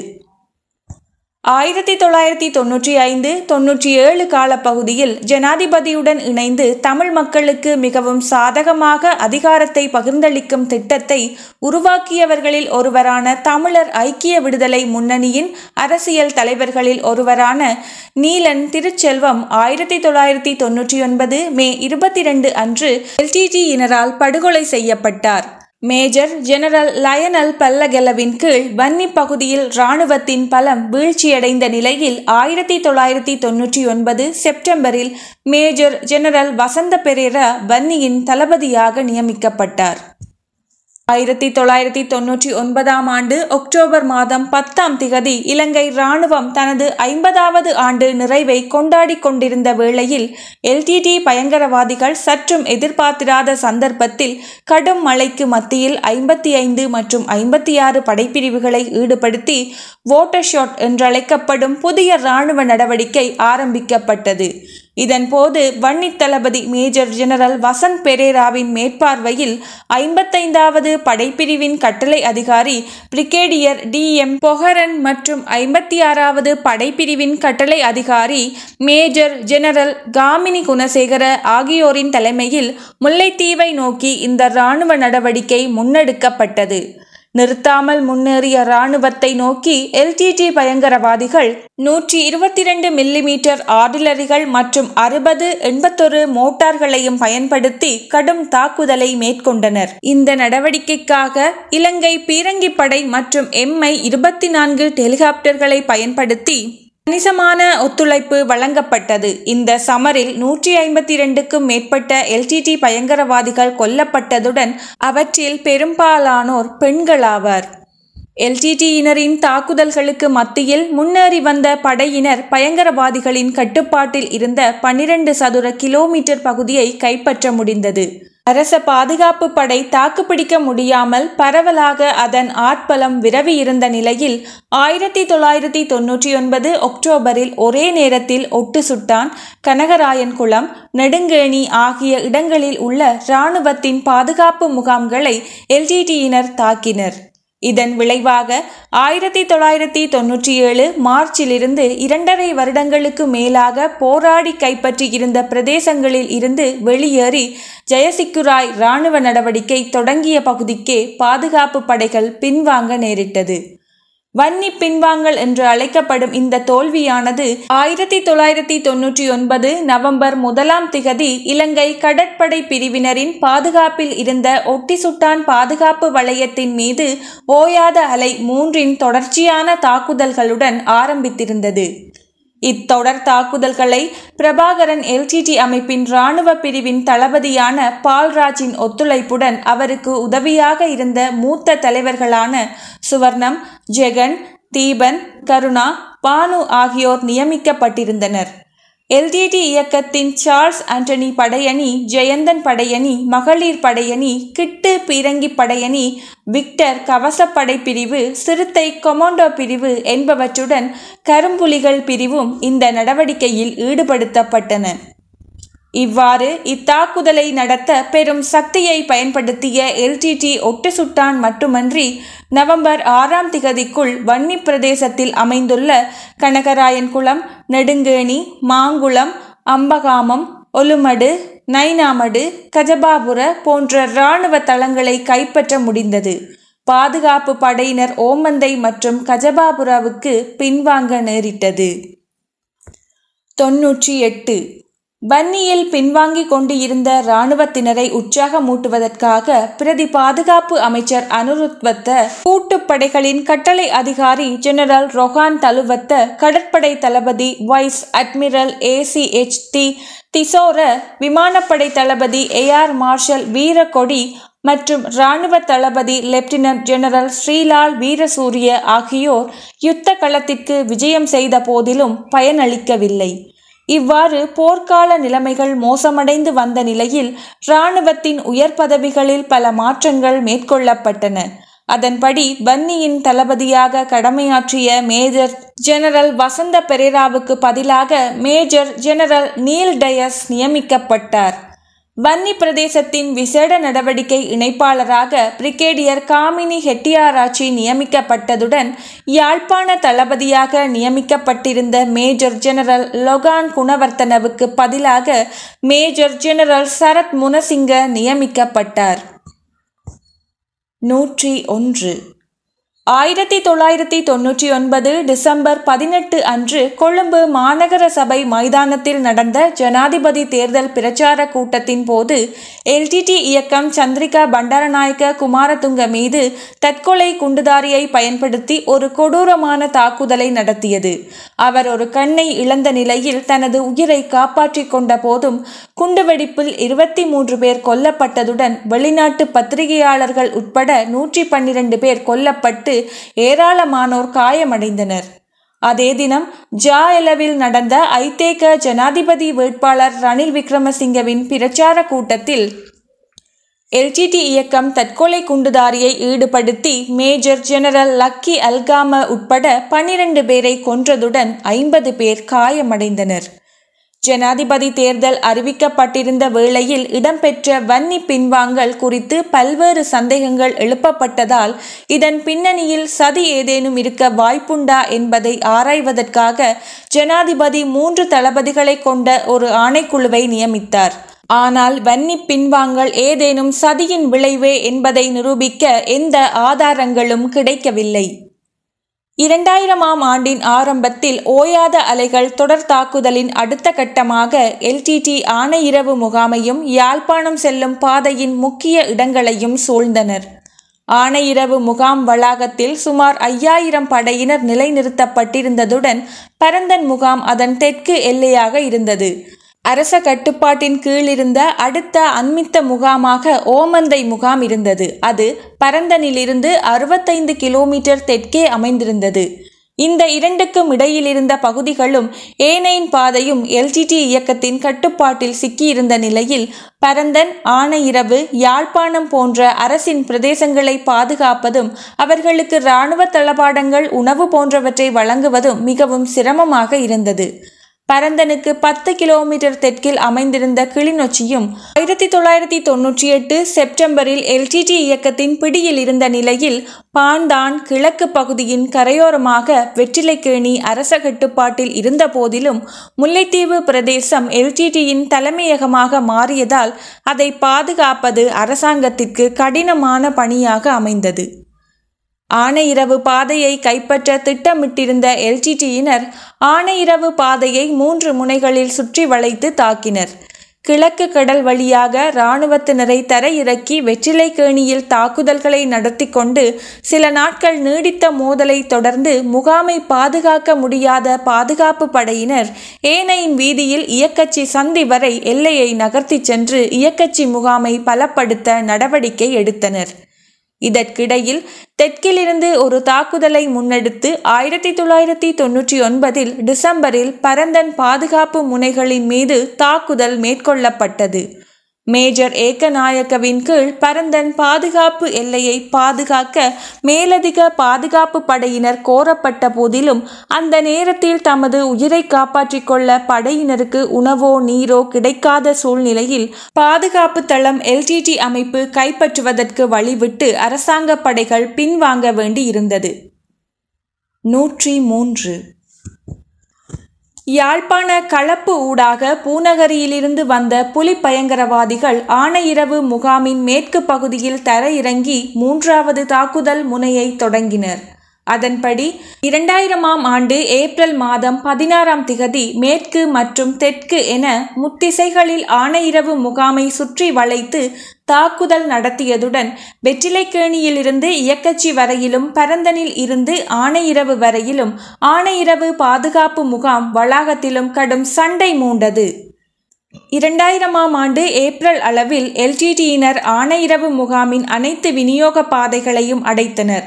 குறிப்பாக ஆனையிறவு முகாமின் பிரதான நீர்வளங்கள் பாதையாக இருந்த கிணறுகள் அமைந்துள்ள இயக்கச்சி பகுதி LTTயினரால் கைப்பற்றப்பட்டதால் ஆனையிறவு முகாமுக்கான நீர் விநியோகம் தடைப்பட்டது. ஆனையிறவு தாக்குதல் இடம்பெற்று கொண்டிருந்த வேளையில் யாழ்ப்பாண பாதுகாப்புக்கான படைத்தளபதியாக இருந்த மேஜர் ஜெனரல் சரத் முனசிங்க ஆனையிறவு போரின் போது ஓய்வு பெற்றதுடன் மேஜர் ஜெனரல் லயனல் பலகல்ல அப்பதவிக்கு நியமிக்கப்பட்டார். வடக்கில் பாதுகாப்பு படையினரின் நிலைமை குறித்து மேஜர் ஜெனரல் சீவலி வணிகசேகரவுக்கு ஊடாக லெப்டினன்ட் ஜெனரல் ஸ்ரீலால் வீரசூரியவுக்கு கிடைத்த தகவல்களின்படி இராணுவ வீரர்களின் மன உறுதி முற்றாக சீர்குலைந்திருப்பதும் அதுபோல மனிதவளம் மற்றும் ஆயுத பலமும் மிகவும் மோசமாக பலவீனப்பட்டிருப்பதும் உறுதிப்படுத்தப்பட்டது. அதன்படி இராணுவத்தின் மன உறுதியை பலப்படுத்தும் ஒரு நடவடிக்கையாக யாழ்ப்பாணத்தின் பாதுகாப்பு நடவடிக்கைகளை மேற்கொண்டு வந்த இராணுவ அதிகாரிகளை இடமாற்றம் செய்த ஜனாதிபதி மேஜர் ஜெனரல் ஜானக பெரேராவை வடமாகாண கூட்டு இராணுவ நடவடிக்கை தளபதியாகவும் மேஜர் ஜெனரல் சரத் பொன்சேகாவை யாழ்ப்பாண பாதுகாப்பு படைகளின் தளபதியாகவும் நியமித்தார். ஆனையிறவு போரின் போது தேவைப்பட்டால் பின்வாங்குவதற்கான முறையான திட்டம் எதுவும் இல்லாதிருந்ததுடன் கடைசி தருணத்தில் வந்த மேஜர் ஜெனரல் ஜானக பெரேரா அம்முகாமுக்கு பொறுப்பான படையணி தளபதி மேஜர் ஜெனரல் எலகொடவுக்கு பின்வாங்குவதற்கான அறிவுறுத்தல்களை வழங்கிய போதும் அதனை நிறைவேற்றும் அளவுக்கு இராணுவத்தின் மன உறுதி வீழ்ந்து முகாமும் குழப்பமான நிலையில் காணப்பட்டது. மேஜர் ஜெனரல் ஜானக பெரேரா முகாமில் இருந்த கனரக ஆயுதங்களையும் 120 மில்லிமீட்டர் மோட்டார் ஆயுதங்கள் 11 வெடிபொருட்களை கொண்டு அளிக்குமாறு மேஜர் ஜெனரல் ஜானக பெரேரா விசேட பணிப்புரைகளை வழங்கிய போதிலும் அவை ஏற்கனவே முகமாலைக்கு கொண்டு செல்வது ஆரம்பிக்கப்பட்டிருந்தது. இடைநடுவில் அவற்றின் மீது தாக்குதல் தொடுத்த LTTயினர் அவை அனைத்தையும் கைப்பற்றினர். பின்வாங்கல் ஆரம்பிக்கப்பட்ட 2000ஆம் ஆண்டு ஏப்ரல் 20 அன்று படைப்பிரிவின் தளபதி பிரிகேடியர் எலகொட ஒரு தாங்கியில் ஏறி முகமாலைக்கு செல்ல முடிந்த போதும் அவருக்கு 2வது நிலையில் இருந்த கேர்னல் பேர்சி பெர்னாண்டோ தனது துருப்புக்களுடன் அணிவகுத்து செல்ல முடிவு செய்ததோடு நடுவழியில் எல்டிடியினரின் தாக்குதலில் கொல்லப்பட்டார். 2000ஆம் ஆண்டு ஏப்ரல் மாதம் 22ஆம் திகதி எல்டிடியினர் ஆணையிரவு முகாமை கைப்பற்றியதுடன் 23ஆம் திகதி அவர்கள் அவ்வெற்றியை கொண்டாடினர். அரசாங்க பாதுகாப்பு படைகள் ஆணையிரவு முகாம் கட்டட தொகுதியை கைவிட்டதை அடுத்து அதை கைப்பற்றியிருந்த எல்டிடியினர் அதேவேளை யாழ்ப்பாணத்தை கைப்பற்றுவதற்காக துரித கதியில் தாக்கத் தொடங்கினர். பூநகரியில் இருந்து யாழ்ப்பாண களப்பு ஊடாக பயணித்த எல்டிடி குழு ஒன்று சாவகச்சேரியை தாக்கியது. மேஜர் ஜெனரல் பாரமி குலதுங்கவின் படையணியின் கீழிருந்த அப்பகுதியின் பாதுகாப்பு படைகளை வீழ்த்தி முன்னேறிய அக்குழு சரசாலைக்கு அருகாமையை அடைய முடிந்தது. 2000ஆம் ஆண்டு மே 5ஆம் திகதி அளவில் எல்டிடி இயக்கத்தின் தாக்குதல்களை எந்தளவு கடுமையாக இருந்த போதும் இராணுவம் யாழ்ப்பாண குடாநாட்டை விட்டு வெளியேற நேரிட்டால் அதை செயற்படுத்த மேஜர் ஜெனரல் சரத் பொன்சேகாவால் தயாரிக்கப்பட்ட பின்வாங்கல் திட்டத்தை மேஜர் ஜெனரல் ஜானக பெரேராவால் அங்கீகரிக்கப்பட்டு இராணுவ படையணியின் பொறுப்பதிகாரிகளிடம் ஒப்படைக்கப்பட்டது. ஆனையிரவிலிருந்து பின்வாங்கிய பின்னர் சொரன் பத்துப்பளை முகாம் இராணுவ பகுதியின் தெற்கு பாதுகாப்பு எல்லையாக மாறியது. எனினும் எல்டிடியினர் தொடர்ந்து பீரங்கி தாக்குதல்களை நடத்தி பாதுகாப்பு படையினருக்கு கடுமையான சேதத்தை ஏற்படுத்தி இராணுவத்தினருக்கு கடுமையான சேதங்களை உருவாக்கினர். 2000ஆம் ஆண்டு மே 5ஆம் திகதி அளவில் இந்த மோதல்களினால் பாதுகாப்பு படையினரின் உயிரிழப்புகளின் எண்ணிக்கை எவ்வளவு அதிகமாக இருந்ததென்று கூறுவதாயின் படையணிகள் கலைக்கப்பட்டு மீதமுள்ள துருப்புகள் மற்ற படையணிகளுடன் சேர்க்கப்பட்டு படையணிகளின் எண்ணிக்கையை குறைக்க வேண்டி இருந்தது. இந்நிலையில் பாதுகாப்பு தளங்கள் சற்று பின்னோக்கி நகர்த்தப்பட்டு முகமாலையில் நிலைநிறுத்தப்பட்டன. 105 எல்டிடி வேகமாக முன்னேறி கொண்டிருந்த போது இலங்கை அரசாங்க பாதுகாப்பு படைகள் வடக்கின் பிற பகுதிகளில் இருந்து சுமார் 1000 படையினரை யாழ்ப்பாணத்திற்கு அழைத்ததுடன் யாழ் குடாநாட்டை அடைய எந்த தரை வழியும் இல்லாமல் சுமார் 30,000 துருப்புக்கள் அங்கு சிக்கினர். இந்த நிலைமையை எதிர்கொள்ள அரசாங்கம் பிராந்திய மற்றும் பிற நாடுகளின் உதவியை நாடியது. இதன் போது இந்திய அரசு நேரடியாக இராணுவ உதவி அளிக்க மறுத்து மனிதாபிமான உதவிகளை மட்டுமே வழங்க ஒப்புக்கொண்டது. யாழ் குடாநாட்டில் இருந்து இராணுவம் வெளியேற்றப்பட வேண்டுமானால் இந்தியா கப்பல்களை பயன்படுத்தி இராணுவத்தை தெற்குக்கு கொண்டு செல்ல ஒப்புக்கொண்டதுடன் எல்டிடி அமைப்புக்கு விதிக்கப்பட்ட தடையை மேலும் 2 ஆண்டுகளுக்கு நீடித்தது. இந்த நேரத்தில் இலங்கை அரசாங்கம் இஸ்ரேல் அரசாங்கத்துடன் உறவுகளை புதுப்பித்ததுடன் அதிநவீன இராணுவ உபகரணங்களையும் போர் விமானங்களையும் வழங்க அந்நாடு ஒப்புக்கொண்டது. ரஷ்யா, பாகிஸ்தான், சீனா ஆகிய நாடுகளும் ஆயுதங்களை வழங்க ஒப்புக்கொண்டன. இந்த மோசமான நிலைமையை எதிர்கொள்வதற்காக நாட்டை யுத்த நிலைக்குள் கொண்டு செல்வதற்காக 2000ஆம் ஆண்டு மே முற்பகுதியில் அதிவிசேட வர்த்தமானி அறிவித்தலுக்கு ஊடாக ஜனாதிபதி பொது பாதுகாப்பு சட்டத்தை புதுப்பித்ததோடு போலீசுக்கும் பாதுகாப்பு படைகளுக்கும் பரந்த அதிகாரங்களை வழங்கினார். வேலை நிறுத்தங்கள் தடை செய்யப்பட்டு செய்தி தணிக்கை விதிக்கப்பட்டது. இராணுவ நடவடிக்கைகளின் தேவைகளை பூர்த்தி செய்வதற்கான நிதி ஒதுக்கீடுகளை பெற்றுக்கொள்வதற்காக 3 மாத காலத்திற்கு அபிவிருத்தி நடவடிக்கைகளை இடைநிறுத்த நடவடிக்கை எடுக்கப்பட்டது. இராணுவ வீரர்களின் மன உறுதியை பலப்படுத்துவதற்காக அவர்களுக்கு நினைவு செலுத்தும் ஒரு நிகழ்ச்சி நடத்தப்பட்டதுடன் போர் குறித்து பொதுமக்களின் கவனத்தை மேலும் ஈர்க்க அரசாங்கம் 2000ஆம் ஆண்டு ஜூன் மாதம் 7ஆம் திகதியை தேசிய போர் வீரர்கள் தினமாக அறிவித்தது. இது தொடர்பான உத்தியோகபூர்வ நிகழ்வு ஜனாதிபதி தலைமையில் நடத்தப்பட்டது. அதனைத் தொடர்ந்து தீவு முழுவதும் பிரதேச மட்டத்திலான பல்வேறு நிகழ்வுகள் நடத்தப்பட்டன. அவ்வாறு ரத்மலானை பகுதியில் நடத்தப்பட்ட ஒரு பேரணியில் கைத்தொழில் அபிவிருத்தி அமைச்சர் கிளமென் வி குணரத்னவும் அவரின் மனைவி உள்ளிட்ட பலர் எல்டிடி குண்டுதாரியால் கொல்லப்பட்டனர்.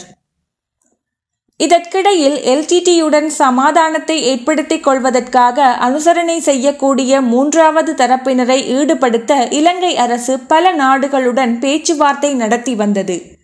எல்டிடியின் ஒப்புதலுடன் இப்பணியை நிறைவேற்ற முன்வந்த நோர்வே அரசு தனது வெளியுறவு அமைச்சர் குனுத் ஒல்லேபெக் மூலம் 2000ஆம் ஆண்டு பிப்ரவரியில் இலங்கை அரசுக்கு அம்முடிவை தெரிவித்தது. 2000ஆம் ஆண்டு ஜனவரி 5ஆம் திகதி அன்று பிரதமர் ஸ்ரீமாவோ பண்டாரநாயக்காவை ஒரு தற்கொலை குண்டுதாரியை பயன்படுத்தி படுகொலை செய்வதற்கு மேற்கொள்ளப்பட்ட முயற்சி தோல்வியடைந்தது. ஆனால் குண்டுதாரியுடன் மேலும் 12 பேர் பிரதமர் அலுவலகத்திற்கு முன்னால் கொல்லப்பட்டனர். அதே நாள் மாலை இலங்கை தமிழ் காங்கிரஸ் தலைவர் குமார் பொன்னம்பலம் அடையாளம் தெரியாத துப்பாக்கிதாரியால் கொல்லப்பட்டார். அதே ஆண்டு மார்ச் மாதம் கொழும்பு ராஜகிரியில் 3 துப்பாக்கிதாரிகளால் 20 பேரும், மே மாதம் மட்டக்களப்பு மங்களராம விகாரையின் வெசாக் தோரணை பொருத்தப்பட்டிருந்த குண்டு வெடித்ததில் 16 பொதுமக்களும் கொல்லப்பட்டனர். 110 யாழ்ப்பாணத்தை கைப்பற்றும் நோக்கத்துடன் முன்னேறிய எல்டிடியினர் அரியாலை மற்றும் தச்சந்தோப்பு பகுதிகளுக்குள் நுழைந்து தாக்குதல்களை தீவிரப்படுத்தியதில் இராணுவத்தின் மன உறுதி மேலும் சீர்குலைந்திருந்த நிலையில் 52வது படைப்பிரிவின் கட்டுப்பாட்டில் இருந்த சாவகச்சேரி பகுதியை எல்டிடியினரால் கைப்பற்றுவது அதிக சிரமமின்றி முடிந்தது. அத்தோடு பின்னர் தென்மராட்சி பகுதியை மேற்கில் இருந்து தாக்கி அரியாலையில் இருந்து முன்னேறிய எல்டிடியினர் யாழ்ப்பாண நகருக்கு மிக அருகில் இருந்த கொழும்புத்துறை வரை முன்னேறினர். கொழும்புத்துறை எதிரியிடம் வீழ்ந்தால் முகமாலை பகுதியில் உள்ள படையினர் சுற்றி வளைக்கப்படும் அபாயம் இருந்ததால் மேஜர் ஜெனரல் சீவலி வாணிகசேகரவால் கொழும்புத்துறையின் பாதுகாப்பை பலப்படுத்த கேர்னல் ஜகத் டயஸை ஈடுபடுத்தினார். எல்டிடியினரின் முன்னேற்றம் அவரால் தடுக்கப்பட்டது. சரசாலையிலிருந்து யாழ் குடாநாட்டு உட்பகுதியை அடைவதற்கு பல வழிகள் இருந்ததால் இது மிக முக்கியமான மையமாக இருந்தது. சரசாலையை அண்மித்து முன்னேறி கொண்டிருந்த எல்டிடியினரை தடுத்து சரசாலையை பாதுகாப்பதற்காக மேஜர் ஜெனரல் வணிகசேகரவால் கேர்னல் சுமேத பெரேர அனுப்பப்பட்டதுடன் மேலதிக படையணியும் அனுப்பப்பட்டது. நிலைமை இவ்வாறு இருந்த போதிலும் யுத்த களத்திற்கு வந்த பிரதி பாதுகாப்பு அமைச்சர் அனுருத்வத்த நிலைமையை விளக்கி இலங்கை இராணுவத்தால் யாழ்ப்பாணத்தில் இருந்து ஒருபோதும் பின்வாங்க முடியாது என படையினருக்கும் இராணுவ அதிகாரிகளுக்கும் விளக்கினார். முப்படைகளின் தளபதிகளும் நடவடிக்கைகளுக்கு பொறுப்பான தளபதிகளும் போர்க்களத்திற்கு வந்து இராணுவ வீரர்களுக்கு ஊக்கமளித்து பயங்கரவாதத்துக்கு எதிரான அரச நடவடிக்கைகளுக்கு புத்துயிர் கொடுத்தனர். இதேவேளை இலங்கை அரசாங்கத்திற்கு வாக்குறுதியளித்தபடி பாகிஸ்தானில் இருந்து அனுப்பப்பட்ட பல்குழல் ஏவுகணை லாஞ்சர்கள் உட்பட இராணுவ தளபாட உதவிகளின் ஒரு தொகுதி 2001ஆம் ஆண்டு மே மாதம் 15 அன்று காங்கேசன்துறை துறைமுகத்தை வந்தடைந்தது.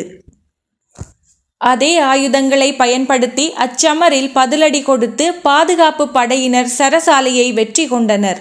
தீர்க்கமான சரசாலை சமரில் வெற்றி கண்டு எல்டிடியின் முன்னேற்றத்தை தடுத்து நிறுத்த முடிந்ததுடன் பயங்கரவாதிகளின் கட்டுப்பாட்டில் இருந்த யாழ்ப்பாண குடாநாட்டின் எஞ்சிய பகுதிகள் படிப்படியாக அரச படைகளிடம் வீழ்ந்தன.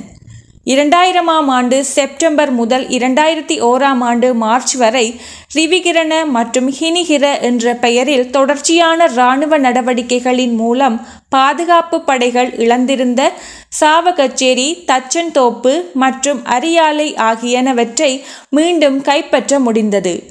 அரசாங்க பாதுகாப்பு படைகள் முகமாலை மற்றும் ஆனையிறவு இடையேயான பிரதேசத்தை கைப்பற்றுவதற்கான அக்னிகீல இராணுவ நடவடிக்கை 2001ஆம் ஆண்டு ஏப்ரல் மாதம் தொடங்கப்பட்டது. ஆனால் அது தோல்வியில் முடிந்தது. அதன்படி முகமாலை முதல் நாகர்கோவில் வரையான வரிசையான அரசாங்க பாதுகாப்பு முகாம்கள் எல்டிடி மற்றும் அரசாங்கம் வசமுள்ள பகுதிகளின் எல்லையாக மாறியது. இந்த சூழ்நிலையில் பூநகரியிலிருந்து சாவகச்சேரிக்குள் நுழைந்து அங்கேயே நிலை கொண்டு அரசாங்க படைகளுடன் சமர் செய்து கொண்டிருந்த எல்டிடி அணியினருக்கு தேவையான உணவு, நீர் மற்றும் பிற பொருட்களை விநியோகிப்பதில் எல்டிடி அமைப்பு ஒரு கடினமான சூழ்நிலையை எதிர்கொண்டது. இதுவரை அரசாங்கத்தின் கட்டுப்பாட்டில் இருந்த யாழ் குடாநாட்டின் தெற்கு எல்லையாக இருந்த முகமாலை நாகர்கோவில் படைமுகாம் தொகுதிகளில் இருந்து தெற்கு வன்னி பிரதேசத்தில் உள்ள மாங்குளம் வரையான பிரதேசத்தை அரசாங்க படைகள் இழந்தபோது LTT அமைப்பு அந்த கடினமான சூழ்நிலையில் இருந்து மீள முடிந்தது.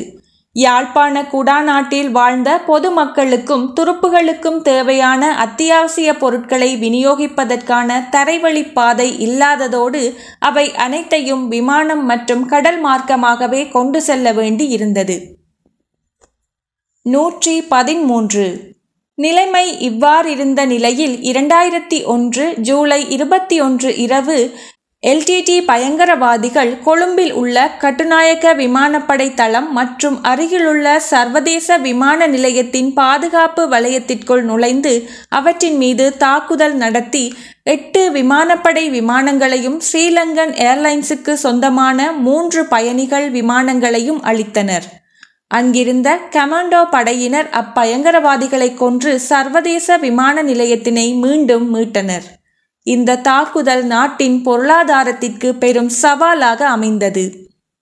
2001 செப்டம்பர் 11 அன்று அல்-கொய்தா பயங்கரவாதிகள் அமெரிக்காவின் நியூயார்க் நகரில் உள்ள உலக வர்த்தக மையத்தின் மீது நடத்திய மோசமான தாக்குதலின் காரணமாக முழு உலகமும் பயங்கரவாதத்தின் மீது கவனம் செலுத்திய நிலையில் உலகின் மிக சக்தி வாய்ந்த பயங்கரவாத சக்தியாக அறியப்பட்ட அதே நேரம் வடக்கில் அரசாங்க பாதுகாப்பு படைகளின் பதிலடிகளால், குறிப்பாக ஆளணி பற்றாக்குறையால் பலவீனப்பட்டிருந்த LTTயினர் அரசாங்கத்துடன் கட்டாயமாக சமாதானத்தை எட்ட வேண்டிய ஒரு சூழ்நிலை உருவானது.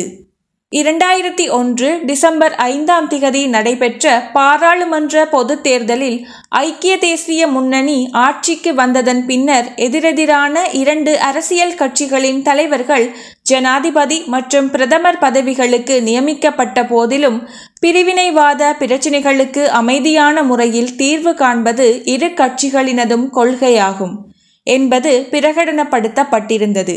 எனவே எந்த சிக்கலுமின்றி பிரதமர் ரணில் விக்ரமசிங்க LTTயுடன் போர் நிறுத்த ஒப்பந்தம் ஒன்றை கைச்சாத்திட தேவையான நடவடிக்கைகளை மேற்கொண்டார். 116 LTT இயக்கம் அரசுடனான பேச்சுவார்த்தையை ஆரம்பிப்பதற்காக 2001 டிசம்பர் 24 அன்று ஒருதலை பட்சமாக போர் நிறுத்தத்தை அறிவித்ததுடன் இருதரப்பு பேச்சுவார்த்தைகளின் போது வெளிநாட்டு மத்தியஸ்தத்தை பங்கேற்க வைக்க தமது சம்மதித்த அவ்வமைப்பு பேச்சுவார்த்தைகளின் ஆரம்பத்தில் நோர்வே பிரதிநிதிகளின் அனுசரணையை ஏற்றுக்கொள்வதற்கும் இணக்கம் தெரிவித்தது. இதன்போது இலங்கை அரசாங்கம் நோர்வே அரசாங்கத்தை இரு தரப்பினருக்கும் இடையிலான பேச்சுவார்த்தைகளில் அனுசரணையாளராக ஏற்றுக்கொள்ள ஒப்புக்கொண்ட போதும் நிபந்தனையின்றி LTT அமைப்புடன் பேச்சுவார்த்தையை தொடங்க அரசாங்கம் ஒப்புக்கொள்ளவில்லை. LTT அமைப்பு எதிர்பார்த்தபடி அவ்வமைப்பின் மீது விதிக்கப்பட்ட தடையை நீக்க அரசு ஒப்புக்கொள்ளவில்லை. LTT அமைப்பின் ஒருதலை பட்சமான போர் நிறுத்தத்தை ஏற்றுக்கொள்ளப்படுவதற்கு முன்னர் பல நிபந்தனைகள் முன்வைக்கப்பட்டன. அந்த நிபந்தனைகளை பற்றி பொருட்படுத்தாத LTT இயக்கம் போர் நிறுத்தத்தை தொடர்ந்தது. அவ்வமைப்பு மீண்டும் தனது இராணுவ பலத்தை அதிகரிக்க போர் நிறுத்தத்தை பயன்படுத்துகிறது என்று சந்தேகித்த அரசாங்கம் அது குறித்து கவனம் செலுத்தியது. இக்கால பகுதியில் வடக்கு கிழக்கு மாகாணங்களில் இரு தரப்பினருக்கும் இடையில் ஒரு சில சிறிய மோதல்கள் மாத்திரமே இடம்பெற்றன. அரசாங்கத்திற்கும் LTTயினருக்கும் இடையில் சமாதானத்தை கொண்டு வருவதில் நோர்வே அரசாங்கத்தை அனுசரணையாளராக ஏற்றுக்கொள்ள இரு தரப்பினரும் விருப்பம் கொண்டிருந்த நிலையில் உத்தேச உடன்படிக்கையை தயாரிப்பதிலும் அது கைச்சாத்திடுவதற்கு தேவையான ஏற்பாடுகளை செய்வதிலும் கொழும்பில் உள்ள நோர்வே தூதுவர் ஜோன்வே பக் பெரும் பங்காற்றினார். இப்பணிகளில் நோர்வே அரசாங்கத்தின் ஆலோசகராக பாராளுமன்ற உறுப்பினர் எரிச்சுல்ஹைம் நியமிக்கப்பட்டார். நோர்வே அரசாங்கத்தின் மத்தியஸ்துவத்துடன் 2020 பிப்ரவரி 2 பிரதமர் ரணில் விக்ரமசிங்க மற்றும் LTT இயக்கத்தின் தலைவர் வேலுப்பிள்ளை பிரபாகரன் ஆகியோருக்கிடையிலான புரிந்துணர்வு ஒப்பந்தத்தில் போர் நிறுத்த ஒப்பந்தம் கையெழுத்திடப்பட்டது. அதனைத் தொடர்ந்து 2002 ஏப்ரல் 10 அன்று கிளிநொச்சியில் பிரபாகரன் மற்றும் அண்டன் பாலசிங்கம் ஆகியோரின் தலைமையில் ஒரு சர்வதேச பத்திரிகையாளர் மாநாடு நடத்தப்பட்டதுடன் இலங்கை அரசாங்கத்துடன் பேச்சுவார்த்தை நடத்துவதற்கான சட்டரீதியான வழிகளை அனுமதிக்கும் வகையில் LTT மீதான தடை நீக்கப்பட்டது. 4 விடயங்களை உள்ளடக்கிய இந்த புரிந்துணர்வு ஒப்பந்தம் இலங்கை அரசுக்கும் LTTக்கும் இடையிலான மோதலை பேச்சுவார்த்தை மூலம் தீர்ப்பதை நோக்கமாக கொண்டது. போர் நிறுத்தத்தின் முதல் பகுதியில் நாட்டின் பிரதேசங்கள் மற்றும் நாடு முழுவதும் உள்ள நாட்டின் கடலோர பகுதிகளை கட்டுப்படுத்துதல், இராணுவ நடவடிக்கைகள் மற்றும் ஆயுத ரீதியிலான தாக்குதல்கள் ஆகியவை அடங்கும்.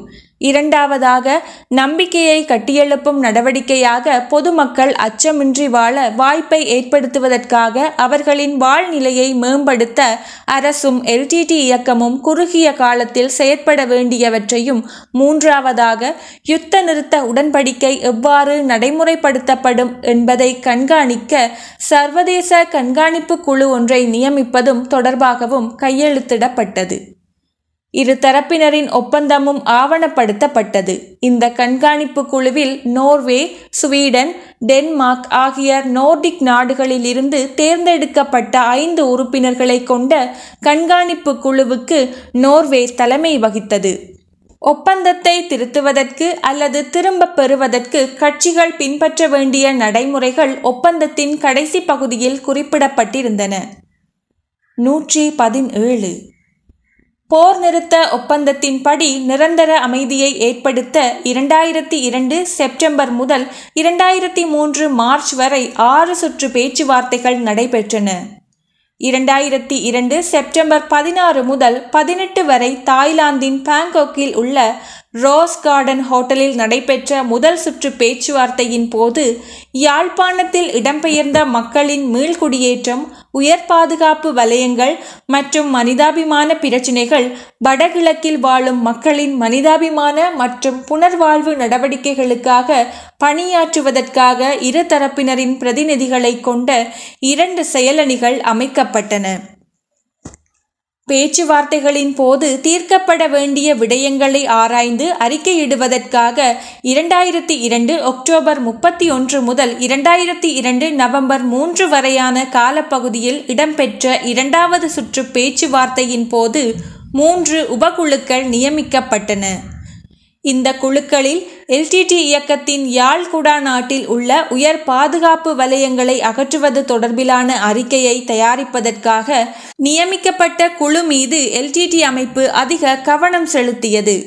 இந்த விவகாரம் சர்ச்சைக்குரியதானதை அடுத்து அப்போதைய வடக்கு தளபதி மேஜர் ஜெனரல் சரத் பொன்சேகாவிடம் இந்த விடயம் தொடர்பான சிறப்பு அறிக்கையை தயாரிக்கும் பணி ஒப்படைக்கப்பட்டது. ஆனால் LTT இயக்கம் அவரது அறிக்கையை நிராகரித்த நிலையில் சுயாதீன நிபுணர் அறிக்கையை வழங்குமாறு இந்தியாவின் மேஜர் ஜெனரல் சதீஷ் காம்பியாரிடம் அப்பணி ஒப்படைக்கப்பட்டது. அவரது அறிக்கை மேஜர் ஜெனரல் சரத் பொன்சேகாவின் அறிக்கையை பெரிதும் ஒத்திருந்ததால் அதையும் நிராகரித்த LTT அமைப்பு அது சம்பந்தப்பட்ட உபகுழுவிலிருந்து விலகியது. இதற்கிடையில் 2002 நவம்பர் 25 அன்று இலங்கை அரசாங்கம் LTT உட்பட சர்வதேச உதவி வழங்கும் நாடுகளின் மாநாடு நோர்வேயின் ஒஸ்லோவில் தொடங்கியது. 37 நாடுகளின் பிரதிநிதிகள் இலங்கைக்கு $70 மில்லியன் $70 வழங்க இணக்கம் தெரிவித்தனர். 2002 டிசம்பர் 2 முதல் 5 வரை நோர்வேயின் ஒஸ்லோவில் நடைபெற்ற 3ஆம் சுற்று பேச்சுவார்த்தையின் போது LTTயினர் பிரிவினைவாத நிலைப்பாட்டிலிருந்து விலகி உள்ளக சுயாட்சி கோட்பாட்டின் அடிப்படையில் ஒரு தீர்வை நோக்கி நகர உறுதியளித்ததாக அறிவிக்கப்பட்டது. இது ஒஸ்லோ உடன்படிக்கை என்று அறியப்பட்ட இந்த மாநாட்டு அறிக்கை பெரும் பிரபல்யத்தை பெற்றதுடன் அது பரவலான உரையாடலுக்கும் சர்வதேச பாராட்டையும் பெற்றது. ஆனால் இந்த பேச்சுவார்த்தை சுற்றுகளின் இறுதி வரை ஒஸ்லோ பிரகடனத்தில் சுட்டிக்காட்டியிருந்தபடி ஒரு அரசியலமைப்பு முறையை உருவாக்குவது குறித்து கவனம் செலுத்தப்படவில்லை. 4வது சுற்று பேச்சுவார்த்தைகள் 2003 ஜனவரி 6 முதல் 9 வரை தாய்லாந்து பாங்காக்கில் உள்ள ரோஸ் கார்டன் ஹோட்டலில் நடைபெற்றதுடன் கடந்த நவம்பரில் இலங்கையின் மீள்கட்டுமான நடவடிக்கைகளுக்காக வாக்குறுதியளிக்கப்பட்ட $70 மில்லியன் வெளிநாட்டு உதவியை பயன்படுத்துவதற்கான முகாமைத்துவ கட்டமைப்பை உருவாக்குவது மீது விசேட கவனம் செலுத்தப்பட்டது. அது குறித்த நீண்ட விவாதத்தின் பின்னர் உலக வங்கியினால் நிர்வகிக்கப்படும் வடக்கு கிழக்கு புனரமைப்பு நிதியத்திடம் அந்த நிதி வழங்கப்பட்டு போரினால் சேதமடைந்த உள்கட்டமைப்புகளை விரைவில் சீரமைக்க முடிவு செய்யப்பட்டது. 5ஆம் சுற்று பேச்சுவார்த்தைகள் 2003 பிப்ரவரி 7 மற்றும் 8ஆம் திகதிகளில் ஜேர்மனியின் பேர்லின் நகரத்தில் நடைபெற்றதுடன் 6வது சுற்று பேச்சுவார்த்தைகள் அவ்வாண்டு மார்ச் 18 முதல் 21 வரை ஜப்பானின் ஹார்கோன் நகரத்தில் நடைபெற்றன. ஆனால் அதற்குள் இலங்கை அரசுக்கும் LTT இயக்கத்துக்கும் இடையே மீண்டும் சில கருத்து வேறுபாடுகள் தோன்றின. குறிப்பாக LTT இயக்கம் வழக்கம் போல் போர் நிறுத்தத்தை சாதகமாக பயன்படுத்தி கொண்டு அவ்வமைப்பின் ஆயுத பலத்தையும் ஆள் பலத்தையும் அதிகரித்து கொள்வதற்கான பணிகளில் ஈடுபட்டதனால் இச்சர்ச்சைகளுக்கு வழிவகுத்தன. 2003 பிப்ரவரியில் கடத்தல் பொருட்களை ஏற்றிச் சென்ற LTTக்கு சொந்தமான சில சிறிய படகுகளை இலங்கை கடற்படை மூழ்கடித்ததுடன் அதே ஆண்டு மார்ச் 10 அன்று இலங்கையின் வடகிழக்கு கடற்பரப்பில் பாதுகாப்பு சேவையில் இருந்த அரசாங்க கடற்படை அங்கு பயணித்த ஒரு சந்தேகத்திற்கிடமான படகை பின்தொடர்ந்து சென்று அழித்தது. கொய்மர் என்கிற பெயர் கொண்ட அக்கப்பலின் மூலம் வடக்கில் உள்ள LTT இயக்க தளங்களுக்கு ஆயுதங்களை கொண்டு வந்திருப்பது உறுதிப்படுத்தப்பட்டது. 118 இதற்கிடையில் LTT சிறுவர் போராளிகளை ஆட்சேர்ப்பு செய்வதாகவும் கடுமையாக குற்றம் சாட்டப்பட்டது. 2002 பிப்ரவரியில் யுத்த நிறுத்த உடன்படிக்கை கைச்சாத்திடப்பட்டதிலிருந்து 3516 சிறுவர் போராளிகள் ஆட்சேர்ப்பு செய்யப்பட்டுள்ளதாக யுனிசெஃப் நிறுவனத்திடம் தரவுகள் இருந்தன. LTT இயக்கம் தொடர்ச்சியாக யுத்த நிறுத்த உடன்படிக்கையை மீறி வந்துள்ளதாக இலங்கை கண்காணிப்பு குழு சாட்சியமளித்ததுடன் LTT இயக்கத்துக்கு எதிரான ஏனைய தமிழ் அமைப்புகளின் உறுப்பினர்கள் கொல்லப்படுவதும் தொடர்ச்சியாக நிகழ்ந்தது. இந்த நிலையில் பெர்லின், ஜெர்மனி மற்றும் ஜப்பானில் இடம்பெற்ற பேச்சுவார்த்தைகள் இறுதி தீர்வுகளின்றி நிறைவடைந்ததுடன் 2003 ஏப்ரல் 21 அன்று LTT இயக்கத்தினர் ஒருதலை பட்சமாக சமாதான பேச்சுவார்த்தைகளில் இருந்து விலகினர். ஆனால் போர் நிறுத்தத்திலிருந்து விலகவில்லை. போரினால் பாதிக்கப்பட்ட வடக்கு கிழக்கு பிரதேசங்களை LTT இயக்கத்தினரின் கட்டுப்பாட்டின் கீழ் கொண்டு வரும் எதிர்பார்ப்பில் அவ்வமைப்பு வடக்கு மற்றும் கிழக்கு ஒன்றிணைக்கப்பட்ட அதிகார அலகுக்கான ஒரு இடைக்கால நிர்வாக சபையை ஏற்படுத்தி கொள்வதற்காக இலங்கை அரசாங்கத்துடன் கடித பரிமாற்றங்களை செய்து கொண்டிருந்தது. அதற்கமைய 2003 ஜூன் 17ஆம் திகதி பிரதமர் ரணில் விக்ரமசிங்க தலைமையிலான அரச தலைவர்களால் தயாரிக்கப்பட்ட யோசனை நோர்வே தூதரகத்துக்கு ஊடாக வன்னியிலிருந்த LTT இயக்க தலைமையகத்திற்கு அனுப்பப்பட்டது. குறிப்பிட்ட இடைக்காலத்தினுள் நடைமுறைக்கு வரும் வகையில் இலங்கையின் வடகிழக்கு மாகாணத்திற்கு முழுமையான அரச அதிகாரங்களுடன் கூடிய ஓர் அதிகார சபையை ஸ்தாபிப்பதே இந்த பரிந்துரையின் நோக்கமாகும்.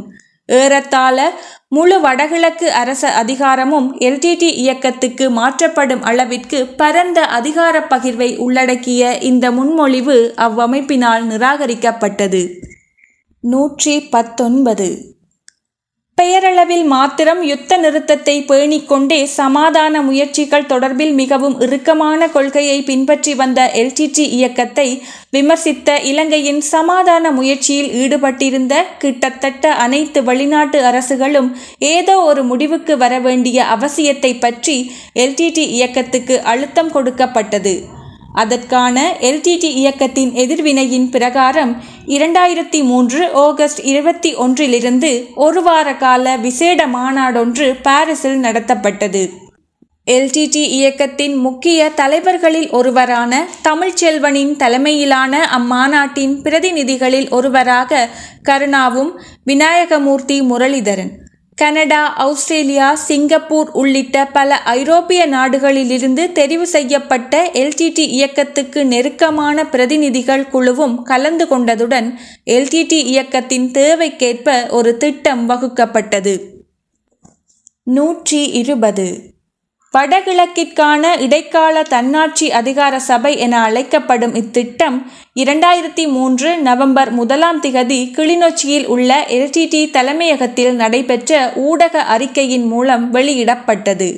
ஊடகங்களில் இஸ்கா என அழைக்கப்பட்ட இத்திட்டத்தின் நோக்கமானது குறிப்பிட்ட இடைக்காலத்தில் இயங்குவதற்கு முழு அரச அதிகாரங்களை கொண்ட அதிகார சபையை நிறுவுவதை நோக்கமாக கொண்டிருந்தது. யாழ்ப்பாணம், கிளிநொச்சி, முல்லைத்தீவு, மன்னார், வவுனியா, திருகோணமலை, மட்டக்களப்பு, அம்பாறை ஆகிய நிர்வாக மாவட்டங்கள் அந்த அதிகார சபையின் அதிகார வரம்பின் கீழ் வர வேண்டும் என்று அத்திட்டத்தில் பரிந்துரைக்கப்பட்டிருந்தது. இஸ்கா அறிக்கையின் முக்கிய முன்மொழிவுகளின்படி நிறுவப்படுகின்ற அதிகார சபையில் பெரும்பான்மையானவர்கள் எல்டிடி உறுப்பினர்களாக இருக்க வேண்டும் என்றும் வடக்கு மற்றும் கிழக்கு மாகாணங்களில் சகல பணிகளுக்குமான அனைத்து அதிகாரங்களும் இஸ்கா அதிகார சபைக்கு வழங்கப்பட வேண்டும் என்றும் குறிப்பிடப்பட்டிருந்தது. இஸ்கா அறிக்கையை நாட்டின் முன்னணி அரசியல் கட்சிகள், தேசிய அமைப்புகள், பௌத்த அமைப்புகள் மட்டுமன்றி ஜனாதிபதியின் தலைமையிலான ஸ்ரீலங்கா சுதந்திர கட்சியும் கடுமையாக எதிர்த்ததுடன் நாடளாவிய ரீதியில் பாத யாத்திரை, சத்தியாகிரகங்கள் மற்றும் உண்ணாவிரதம் ஆகியவற்றின் மூலம் பொதுமக்கள் வெளிப்படுத்திய போது எதிர்வினையானது பிரதமர் ரணில் விக்ரமசிங்கவின் ஆட்சிக்கு எதிரான வலுவான மக்கள் போராட்ட வடிவமாக அமைந்தது. இக்கால பகுதியில் நாட்டின் உள்ளக அரசியல் வட்டாரத்தில் ஜனாதிபதிக்கும் பிரதமருக்கும் இடையில் முரண்பாடுகள் எழுந்திருந்தன. அதற்கமைய அரசியல் அமைப்பின் பிரகாரம் பிரதமரின் ஆட்சியை முடிவுக்கு கொண்டு வருவதற்கு ஜனாதிபதி நடவடிக்கை எடுத்ததை அடுத்து ஆட்சி கலைக்கப்பட்டதால் 2004 ஏப்ரலில் இடம்பெற்ற பாராளுமன்ற தேர்தலில் ஜனாதிபதியின் தலைமையில் ஐக்கிய மக்கள் சுதந்திர கூட்டமைப்பு மீண்டும் ஆட்சிக்கு வந்தது.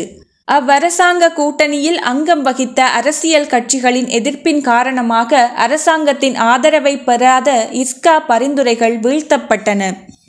122 வேலுப்பிள்ளை பிரபாகரனின் தலைமையின் கீழ் மட்டக்களப்பின் அப்போதைய எல்டிடி இயக்கத்தின் தளபதியாகவும் முக்கிய உறுப்பினராகவும் இருந்த கருணா அம்மான் எனப்படும் விநாயகமூர்த்தி முரளிதரன் 2004 மார்ச் 3 இடப்பட்ட கடிதத்தின் மூலம் பிரபாகரன் மீது பல குற்றச்சாட்டுகளை முன்வைத்தார். கிழக்கு மாகாண எல்டிடி உறுப்பினர்களுக்கு பிரபாகரனால் அநீதிகள் இழைக்கப்பட்டதாக கூறி எல்டிடி இயக்கத்தில் இருந்து பிரிந்தார். 123 2004 டிசம்பர் 26 சுனாமி அனர்த்த விளைவுகளை நிர்வகிக்கும் அரசாங்கத்தின் பணியில் எல்டிடியை ஈடுபடுத்த வெளிநாட்டு இடைத்தரகர்கள் மேற்கொண்ட முயற்சிகள் எல்டிடி இயக்கத்தின் பிரிவினைவாதத்தை அமைதியான முறையில் தீர்ப்பதற்காக எடுக்கப்பட்ட கடைசி முயற்சியாகும்.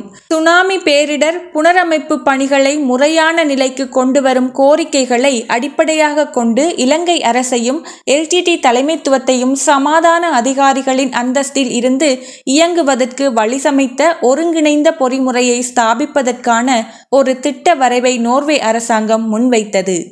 இந்த வரையறையின் பிரகாரம் இலங்கைக்கு உதவி வழங்கும் நாடுகளின் உச்சி மாநாட்டின் இணைத்தலைமை நாடுகளான நோர்வே, ஜப்பான், அமெரிக்கா, ஐரோப்பிய நாடுகள், உலக வங்கி மற்றும் ஜனாதிபதி தலைமையிலான இலங்கை அரசாங்கத்தின் அங்கீகாரத்துடன் சுனாமிக்கு பின்னரான செயற்பாட்டு முகாமைத்துவ முறைமை எனப்படும் PDOMS என்ற பெயரில் ஒரு நிறுவன திட்டம் தயாரிக்கப்பட்டது.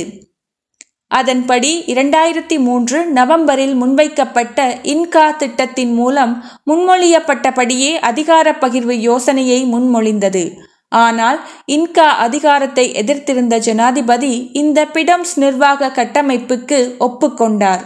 இருப்பினும் இன்கா அதிகார சபைக்கு எதிர்த்த ஏனைய சகல சக்திகளும் PDOMS திட்டத்திற்கு எதிராக கிளர்ந்து நின்றன. அரசாங்கத்தாலும் எல்டிடி இயக்க பிரதிநிதிகளாலும் பொது கட்டமைப்பு திட்டத்தை அடிப்படையாக கொண்ட புரிந்துணர்வு ஒப்பந்தம் கைச்சாத்திடப்பட்ட பின்னர் மக்கள் விடுதலை முன்னணியின் பாராளுமன்ற குழு இந்த உடன்படிக்கையின் அரசியலமைப்பு செல்லுபடித்தன்மையை கேள்விக்குள்ளாக்கி உயர்நீதிமன்றத்தில் ஒரு பொதுநல மனுவை தாக்கல் செய்தது. 2005 ஜூலை 5 அன்று தலைமை நீதிபதி உட்பட 3 நீதிபதிகள் கொண்ட அமர்வு பிடோம்ஸ் புரிந்துணர்வு ஒப்பந்தத்தின் விதிகள் அரசியலமைப்புக்கு உட்பட்டவை அல்ல என்று தீர்ப்பளித்ததன் விளைவாக அந்த நிர்வாக கட்டமைப்பின் அடிப்படையில் அதிகாரத்தை பகிரும் முயற்சிகள் கைவிட நேரிட்டது. 2002ஆம் ஆண்டு புரிந்துணர்வு ஒப்பந்தம் கைச்சாத்திடப்பட்ட பின்னர் 3 வருடங்களாக போர் நிறுத்தம் நிலவியிருந்தது. மேலும் பாரதூரமான தாக்குதல்கள் எதுவும் இடம்பெறாத போதும் LTTE இயக்கத்தின் பலத்தை அதிகரிக்க ஆயுத இறக்குமதி, அவற்றை தடுத்து நிறுத்தும் நடவடிக்கைகளின் போது அரசாங்க படைகளுடனான மோதல், பாதுகாப்பு படையினரை இலக்கு வைத்து தாக்குதல்கள், கிளைமோர் குண்டு தாக்குதல்கள், பிஸ்டல் கும்பல்களால் மேற்கொள்ளப்பட்ட கொலைகள், சிறுவர்களை படைக்கு சேர்த்தல், கப்பம் பெறுதல் போன்ற நடவடிக்கைகளின் மூலம் LTTE இயக்கம் யுத்த நிறுத்த ஒப்பந்தத்தை மீண்டும் மீண்டும் மீறியுள்ளதாக யுத்த நிறுத்த கண்காணிப்பு குழுவும் தெரிவித்தது. அரசாங்கத்தின் சார்பிலும் இவ்வாறான மீறல்கள் இடம்பெற்ற போதும் LTTE இயக்கம் செய்த அவ்வாறான மீறல்களின் எண்ணிக்கை மிக அதிகம் என்பதை அக்குழுவின் அறிக்கைகள் வெளிப்படுத்தின. இதேவேளை சமாதான முயற்சியை வெற்றி பெற செய்வதற்கு கடுமையாக உழைத்த வெளிவிவகார அமைச்சர் லக்ஷ்மன் கதிர்காமர் 2005ஆம் ஆண்டு ஆகஸ்ட் மாதம் 5ஆம் திகதி LTTE இயக்கத்தால் சுட்டுக் கொல்லப்பட்டார். 127 ஜனாதிபதி சந்திரிகா பண்டாரநாயக்கா குமாரதுங்கவின் பதவிக்காலம் சட்ட ரீதியாக முடிவடைந்ததன் காரணமாக 2005 நவம்பர் 17 நடைபெற்ற ஜனாதிபதி தேர்தலில் பொதுஜன ஐக்கிய முன்னணியைச் சேர்ந்த மஹிந்த ராஜபக்சவின் வெற்றியுடன் புதிய ஆட்சி ஆரம்பமானது. தொடரும். நன்றி.